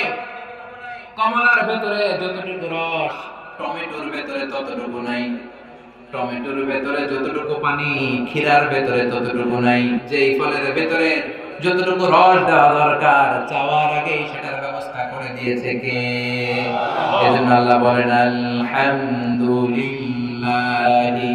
রাব্বিল আলামিন। সকল প্রশংসার মালিক, বহুমাত্রিক জগতের স্রষ্টা, রাব্বিল আলামিন। আলাম মানে একটা জগৎ, আর আলামিন মানে বহু জগৎ। জগতের অভাব নাই। উদ্ভিদ জগৎ, প্রাণী জগৎ, সাগরের অতল গহ্বরের জগৎ, মহাকাশের জগৎ, অদৃশ্য জগৎ, এই সবগুলো জগতের মালিক হচ্ছে একজন। চিৎকার করে বলেন তিনি কে? এরপরে আল্লাহ বললেন আর রহমানির রহিম, তিনি দয়ার সাগর, তিনি মায়ার সাগর। আল্লাহর দয়ার মতো দয়া কারো আছে নাকি? আল্লাহ তুমি দয়ার সাগর, রহমানুর রহিম, তোমার দয়ায় পূর্ণ আমার সারা নিশিদিন তোমার দয়ায় পূর্ণ আমার সারা নিশিদিন। সুবহানাল্লাহ। আল্লাহর দয়ার কোনো কমতি আছে? তিনি মেহেরবান, তিনি দয়ালু। আপনি কত পাপ করেছেন, আপনার পাপ যদি হয় খালের পানির সমান, আল্লাহর দয়া হচ্ছে সাগরের পানির সমান। আপনার পাপ গুনাহ আর অন্যায় যদি হয় পাহাড়ের সমান, জেনে রাখবেন আল্লাহর দয়া আকাশের সমান। এজন্য আল্লাহ বলেছেন লা তাকনাতু মির রাহমাতিল্লাহ, খবরদার আমার রহমত থেকে নিরাশ হবি না। আপনি কত মিথ্যা বলেছেন, আপনি কত অন্যায় করেছেন, আপনি কত সুদ খাইছেন, ঘুষ খাইছেন, কত জুলুম করেছেন, জায়নামাজটা বিছিয়ে দিয়ে 2 রাকাত সালাত করে কপালটা ঘষে ঘষে আল্লাহর সিজদা দেন, চোখের পানি ছেড়ে আল্লাহর কাছে ক্ষমা চান। ক্ষমার মতো ক্ষমা চাইলে সব গুনাহ মাফ করে দিতে পারে কে? এজন্য ওনার নাম রহমান, রাহিম। তার ভালোবাসা শেষ নাই। ভালোবাসা তৈরি করার পরে তিনি ভালোবাসাকে 100টা টুকরা করেছেন। কয়টা? 100 টুকরা করার পরে আল্লাহ 1 টুকরা পৃথিবীর সব মানুষ আর প্রাণীকুলের মধ্যে ভাগে যোগে ভাগ করে দিয়েছেন। আর 99 টুকরা দয়া মায়া ভালোবাসা আল্লাহ তার নিজের কাছে রেখে দিয়েছেন। আমরা সবাই মিলে পাইছি কয় টুকরা? আমি পাইছি, উনি পাইছি, উনি উনি উনি উনি পৃথিবীর সবাই, সাইয়েদনা আদম থেকে শুরু করে কিয়ামত পর্যন্ত যারা এসেছিল, যারা এখন আছে, যারা আসবে, সবাই মিলে ভাগে যোগে কয় টুকরা? সবাই মিলে 1 টুকরা। উনি রাখছেন কয় টুকরা? 1 টুকরার ভালোবাসার ঠেলায় যদি এরকম হয়, এই 1 টুকরা ভালোবাসার ঠেলায় ভালোবাসার গান আছে না নাই? ভালোবাসবো বাসবো রে বন্ধু, হ্যাঁ তোমায় যতনে, আছে না ভালোবাসার গান? আবার আইয়ুব বাচ্চু মরে গেছে, কয়ে গেছে সব ভালো তুই একা বাসিস রে, একটু ভালোবাসি দেরিস মরে, আছে না নাই? সব ভালো একা বাসিস না, আমার একটু বাসতে দিস। কত ভালোবাসার গান, কত ভালোবাসার নাটক, কত ভালোবাসার উপন্যাস এসেছে পৃথিবীতে, কত ভালোবাসার ফিল্ম। স্বামী স্ত্রীর মধ্যে কত ভালোবাসাবাসী, বাবা মা কত ভালোবাসাবাসী, মেয়ের জন্য বাবার কত ভালোবাসা, মায়ের জন্য ছেলের কত ভালোবাসা। এমন আমরা দেখেছি ছেলেকে বাঁচাতে যে বাবা অ্যাক্সিডেন্ট করেছে, আছে না নাই? মেয়েকে বাঁচাতে যে মা জীবন দিয়েছে, বন্যার পানিতে পানি খেতে খেতে মা দুনিয়া থেকে বিদায়, ছোট্ট বাচ্চাটারে বালতির মধ্যে তুলে মাথায় ধরে রেখেছে। মা মরে গিয়েছে, ছেলে মরে নাই, ছেলের মায়ায় মা জীবন দিয়েছে, আছে না নাই? 1 ফোঁটা পাইছো ভালোবাসা, 1 ফোঁটার ছিটা ফোঁটা তোমরা সবাই মিলে পেয়েছো। তার নমুনা যদি এমন হয় যে রবের দরবারে 99 টুকরা ভালোবাসা তিনি মজুদ রেখেছেন, তার ভালোবাসা বেশি না কম? এজন্য আল্লাহ বলেন আর রহমানুর রহিম, আমি দয়ার সাগর, আমি মায়ের সাগর, আমার ভালোবাসার কোনো সীমানা নাই, আমার রহমতের দরিয়া যে কত বড় তোর কোনো ধারণা নাই, ঠিক কি না? এজন্য আল্লাহর উপর আস্থা আছে না আমাদের? বিশ্বাস আছে না আমাদের? আমরা যতই পাপ করি, পাপগুলো মাফ করে দিবে কে? আমরা কিয়ামতের ময়দানে আল্লাহর কাছে ফরিয়াদ করি, আল্লাহ ওই কঠিন দিনে তুমি আমাদের বিচার করো না, তুমি আমাদের প্রতি দয়া করো। কি করো? সবাই বলেন কি করো? রোজ হাসরে আল্লাহ আমার করুণা বিচার, আল্লাহ করুণা বিচার, বিচার চাহি না তব দয়া চাহে হে গুনাহগার, আল্লাহ করুণা বিচার। আমি জেনে শুনে জীবন ভরে পাপ করেছি পরে পরে, এখন আশা নাই যে যাব তোরে বিচারে তোমার, আল্লাহ করুণা বিচার। সবাই পড়েন একসাথে, রোজ হাসরে করুণা বিচার, আল্লাহ করুণা বিচার। পড়েন আমিন। এরপরে আল্লাহ বললেন মালিক ইয়াউমিদ্দিন, তিনি বিচার দিবসের মালিক। তিনি কিসের মালিক? বিচার দিবস, আখিরাত। বিশ্বাস আছে না আমাদের? সেদিন হবে ফাইনাল খেলা। চিল্লায় বলেন কোন খেলা? পৃথিবীতে যারা অত্যাচারের শিকার হয়েছেন, বিচার হয় নাই, সেই দিন কঠিন দিনে ওইটার বিচার আছে নাই? যে নারীগুলো ধর্ষিতা হয়েছে, বিচার পাও নাই, সেই কিয়ামতের দিন বিচার আছে নাই? ক্রস ফায়ার করে, গুম করে, রাতের অন্ধকারে চোখ বেঁধে হাত বেঁধে তাকে হত্যা করে নালাতে ডুবাতে ফেলে রাখা হয়েছে, দুনিয়ার জমিনে বিচার হয় নাই, সেদিন ফাইনাল খেলার দিন বিচার আছে নাই? মালিক ইয়াউমিদ্দিন, সে বিচার দিবসের মালিক। ওই দিন কেউ কাউরে শিখবে না, বাবা ছেলেরে শিখবে না, বন্ধু বন্ধুরে চিনবে না, পীর সাহেব মুরিদরে চিনবে না, মুরিদ পীর সাহেবরে চিনবে না, ইমাম সাহেব মুসল্লিরে চিনবে না, মুসল্লি ইমামরে চিনবে না, নেতা কর্মীরে চিনবে না, কর্মী নেতারে চিনবে না। তোমার ক্ষমতা সেদিন তোমারে বাঁচাতে পারবে না, চিল্লায় বলেন ঠিক কিনা? তোমার দাপট সেদিন তোমারে বাঁচাতে পারবে না, তোমার অহংকার তোমার সেদিন বাঁচাতে পারবে না।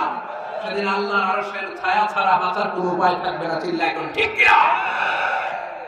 বিশ্বনবী বললেন মানুষগুলো ইয়াহশারুন নাস ইয়াউমাল কিয়ামাতি হুফাতান আরাতান মাশাতান গুরলা, কিয়ামতের দিন মানুষগুলো উলঙ্গ হয়ে দাঁড়াবে, পায়ে কোনো জুতা নাই, পেটে কোনো খাবার নাই, গায়ে কোনো জামা নাই, সবাই উলঙ্গ। সবাই কি? সবাই নাকেট। সবার মুখে শুধু চিৎকার, আল্লাহ বাঁচাও। সবার মুখে কি? ইয়া নাফসি বাঁচাও। সূর্যটা মাথার কাছে চলে আসে, সূর্যের প্রচন্ড তাপে মাথার মগজগুলো গলে গলে ভাতের মাড়ের মতো নাকের ছিদ্র আর কানের ছিদ্র দিয়ে বেয়ে বেয়ে পড়বে। তৃষ্ণায় জিহ্বাটা বের হয়ে নাভি পর্যন্ত ঝুলতে থাকবে। সবাই ক্লান্ত, শ্রান্ত, ঘর্মাক্ত, পেরেশান। বাঁচাবার কেউ থাকবে না, একমাত্র আল্লাহর আরশের নিচে সেদিন আল্লাহ তাআলা ছায়া দিবে, চিল্লায় বলেন ঠিক কিনা? যাদের হৃদয়ে আল্লাহর ভয় থাকবে, যাদের হৃদয়ে আল্লাহর প্রতি আস্থা থাকবে, ওই দিন তাদের জন্য ছায়া ছাড়াই। যাদের হৃদয়ে আছে আল্লাহর ভয়, তারা তবু পথে ভুলে যায় না। আল্লাহর প্রেম ছাড়াই দুনিয়ায় কারো কাছে কোনো কিছু চায় না। রাতের আধারে যারা সেজদাতে রয়, দু চোখের অশ্রুতে নদী যেন গায়। ছলনার হাতছানি যতই ডাকুক, পেছনে ফিরেও সে তাকায় না। যাদের হৃদয়ে আছে আল্লাহর ভয়, তারা কোনো পথ ভুলে যায় না। আল্লাহর প্রেম ছাড়াই দুনিয়ায় কারো কাছে কোনো কিছু চায় না, চিল্লায় বলেন ঠিক কিনা? সেদিন মুমিনদেরকে বাঁচাবে একমাত্র কে? আল্লাহর আরশের ছায়া ছাড়া ওই কঠিন দিনে কোনো ছায়া থাকবে? চিল্লায় বলেন থাকবে। এরপর আমরা পরিচয় দিলাম ইয়াকা না'বুদু ওয়া ইয়াকা নাস্তাঈন। আল্লাহ ইবাদত করি আপনার কাছে সাহায্য চাই, মানে আমরা আপনার দলের লোক। ধরে কোন ঠিক কিনা? আমরা দল করি কার? আর জোরে বলেন কার? এরপর আমরা বললাম ইহদিনাস সিরাতাল মুস্তাকিম, ও আল্লাহ সরল সঠিক পথ দেখান। সিরাতাল্লাযীনা আন'আমতা আলাইহিম, এমন পথ যেই পথের উপর আপনি নিয়ামত দিয়েছেন, মানে নবীদের পথ, সিদ্দিকীনদের পথ, শুহাদাদের পথ, সালিহিনদের পথ। চারটা পথ আমরা চাই। চিৎকার করে বলতে হবে কয়টা? নবীদের পথ। সবাই বলেন নবীদের পথ, সিদ্দিকীনদের পথ, শুহাদাদের পথ, সালিহিনদের পথ। আর দুইটা পথ আর মত থেকে আমরা পানা চাই। এক হচ্ছে গায়রিল মাগদুবি আলাইহিম, মাগদুব মানে অভিশপ্ত। অভিশপ্তদের পথ আমরা চাই না, ওরা হচ্ছে ইহুদিরা। ওরা কারা? আর হচ্ছে ওয়ালাদ-দাল্লিন মানে পথভ্রষ্ট, ওরা হচ্ছে নাসারা। এই ইহুদি নাসারাদের সাথে আমাদের কোনো সম্পর্ক নাই। পৃথিবীর সবচেয়ে টেরা জাতি ইহুদি জাতি। ওরা ওদের ৭০,০০০ নবীকে নিজেরা জমাই করে দুনিয়া থেকে বিদায় করে দিয়েছে। এজন্য দুরিবাত আলাইহিমুয যিল্লাতু ওয়াল মাসকানা, গোটা বিশ্বব্যাপী ওদের কাঁধের উপরে গঞ্জনা, লাঞ্ছনা আর কষ্ট জ্বালা যন্ত্রণা বানিয়ে দিয়েছে কে? এই পৃথিবীতে এক হিটলার ইহুদি মেরেছে ৬০ লাখ। কয় লাখ? কথা বলেন। ৬০ লাখ মেরেছে।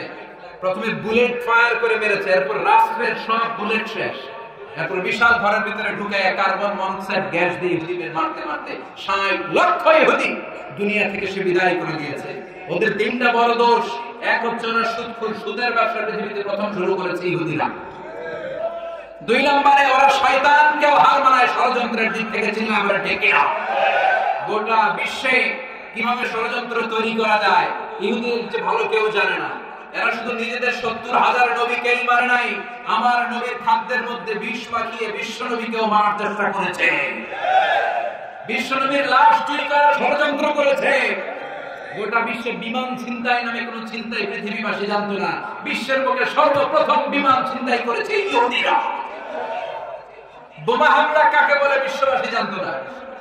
বিশ্বের প্রথম বোমা হামলা করেছে সমাবেশে ইহুদিরা। এইচআইভি ভাইরাস, এটা গোটা বিশ্বে এই এইডস রোগের ছড়াছড়ি করেছে ইহুদিরা। আমাদের মুসলমানদের জায়নামাজের মধ্যে কাবার ঘর রেখে দিয়ে আমাদের অনেক জায়নামাজগুলোর মধ্যে কাবা ঘরের প্রতিকৃতি ছবি আছে না নাই? আমরা সহজ সরল মুসলমান এই জায়নামাজ কিনে নামাজ পড়ি আর মনের অজান্তে নিজের কাবারে নিজে লাথি মারি নামাজ। এগুলো হচ্ছে ইহুদি বজ্জাতের কাজ। চিল্লায় বলেন ঠিক কিনা? এজন্য ইহুদিদের সাথে আমাদের কোনো সম্পর্ক, এই ইহুদি খ্রিস্টান সাম্রাজ্যবাদীদের বিপরীতে মুসলমানদের তৌহিদি জনতার হুঙ্কার আর প্রতিবাদ গর্জে উঠতে হবে। চিল্লায় বলেন ঠিক কিনা? এজন্য আল্লাহ শিখালেন ইহুদিদের সাথে আমাদের কোনো সম্পর্ক নাই, খ্রিস্টানদের সাথে আমাদের কোনো সম্পর্ক নাই, আর ওই ইহুদি খ্রিস্টানদের কোনো এজেন্ডাও আমার বাংলার জমিনে বাস্তবায়ন হতে দেওয়া যাবে না। চিল্লায় বলেন ঠিক কিনা? আমরা মদিনার ইসলাম বাংলার জমিনে কায়েম করতে চাই। রাজি আছে মুসলমান? কারা কারা রাজি? হাত উঁচু করে আল্লাহ দেখা।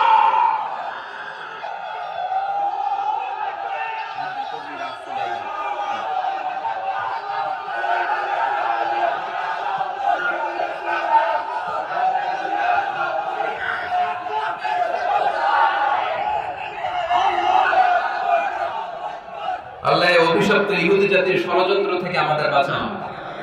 এই খ্রিস্টান মিশনারিদের ষড়যন্ত্র থেকে তুমি বাংলার জমিনকে হেফাজত করো আল্লাহ। এই যে সূরাতুল ফাতিহা হচ্ছে সূরাতুদ দোয়া, দোয়া বা প্রার্থনার সূরা। এত সুন্দর দোয়া যে করলাম, এখন আল্লাহ তুমি কবুল করো, এটা বলার দরকার আছে না নাই? এজন্য চিৎকার করে আমরা পড়বো আমিন। আমরা যখনই পড়বো গায়রুল মাগদুবি আলাইহিম ওয়ালাদ-দাল্লিন, আমরা আওয়াজ করে কি পড়বো? আমিন। যে মসজিদে আওয়াজ করে আমিন বলে পড়ে, যেখানে আস্তে আস্তে বলে আস্তে পড়ে, কিন্তু আমিন বলা ছড়া যাবে না। বিষ্ণু বলেছেন ইদা আমানাল ইমাম আমিনু, ইমাম যখন আমিন বলে তোমরাও আমিন বলো, তোমরা যখন আমিন বলো ফেরেশতারাও আমিন বলো। তোমাদের আমিন আর ফেরেশতাদের আমিন যখন মিলে যায় তোমাদের সবার গুনাহ মাফ করে দেয় কে? আল্লাহ। এজন্য সূরাতুল ফাতিহা হচ্ছে আল্লাহর প্রশংসার সূরা। এই সূরা হচ্ছে শিফার সূরা, আর এই সূরা হচ্ছে ইহুদি খ্রিস্টান সাম্রাজ্যবাদের বিপরীতে তাওহীদের ঘোষণা দেওয়ার সূরা। জোরে বলো ঠিক কি না? এজন্য এই সূরার উপর আমল করার দরকার আছে না নাই? কেউ অসুস্থ হলে এই সূরা পড়ে ফু দেওয়ার দরকার আছে না নাই? আর বেশি বেশি প্রশংসা করতে হবে কার? চিল্লায় বলেন কার? আল্লাহ আমাদের সবাইকে কথাগুলো বুঝার ও আমল করার তৌফিক দান করে। আমরা পড়ি আমিন। এই ময়দানে আসরের জামাত হবে, আমরা একসাথে উঠবো, কেউ উঠবেন না, বসেন। আসরের সালাতের পরে শাইখুল ইসলাম শাইখ সাহেব উনি আপনাদের খেদমতে কথা রাখবেন ইনশাআল্লাহ। এই যে এত বড় ময়দান, বাংলাদেশের নির্বাচন পরবর্তী অনেক জায়গায় এখনো প্রোগ্রাম শুরু হয়নি, তার বিপরীতে এই চান্দোলা কমিটি হাজার হাজার মানুষের মিলন মেলা, যেখানে দেশ ভরে নোলামে কেরাম এসে কথা বলে, কোরআনের আলো দিয়ে সমাজটাকে আলোকিত করে। এই ট্রেন্ড, এই ট্রেডিশন, এই পদ্ধতি, এই প্রোগ্রামগুলো কিয়ামত পর্যন্ত জারি থাক, আমরা চাই কি চাই না? সবাই রাজি আছেন তো? আবার যদি এরকম বড় তাফসীরুল কোরআনের ডাক দেওয়া হয়, ওই তাফসীরগুলোতে এসে প্রোগ্রাম সফল করার জন্য সবাই রাজি আছেন? সবাই রাজি আছি আমরা মুসলমান।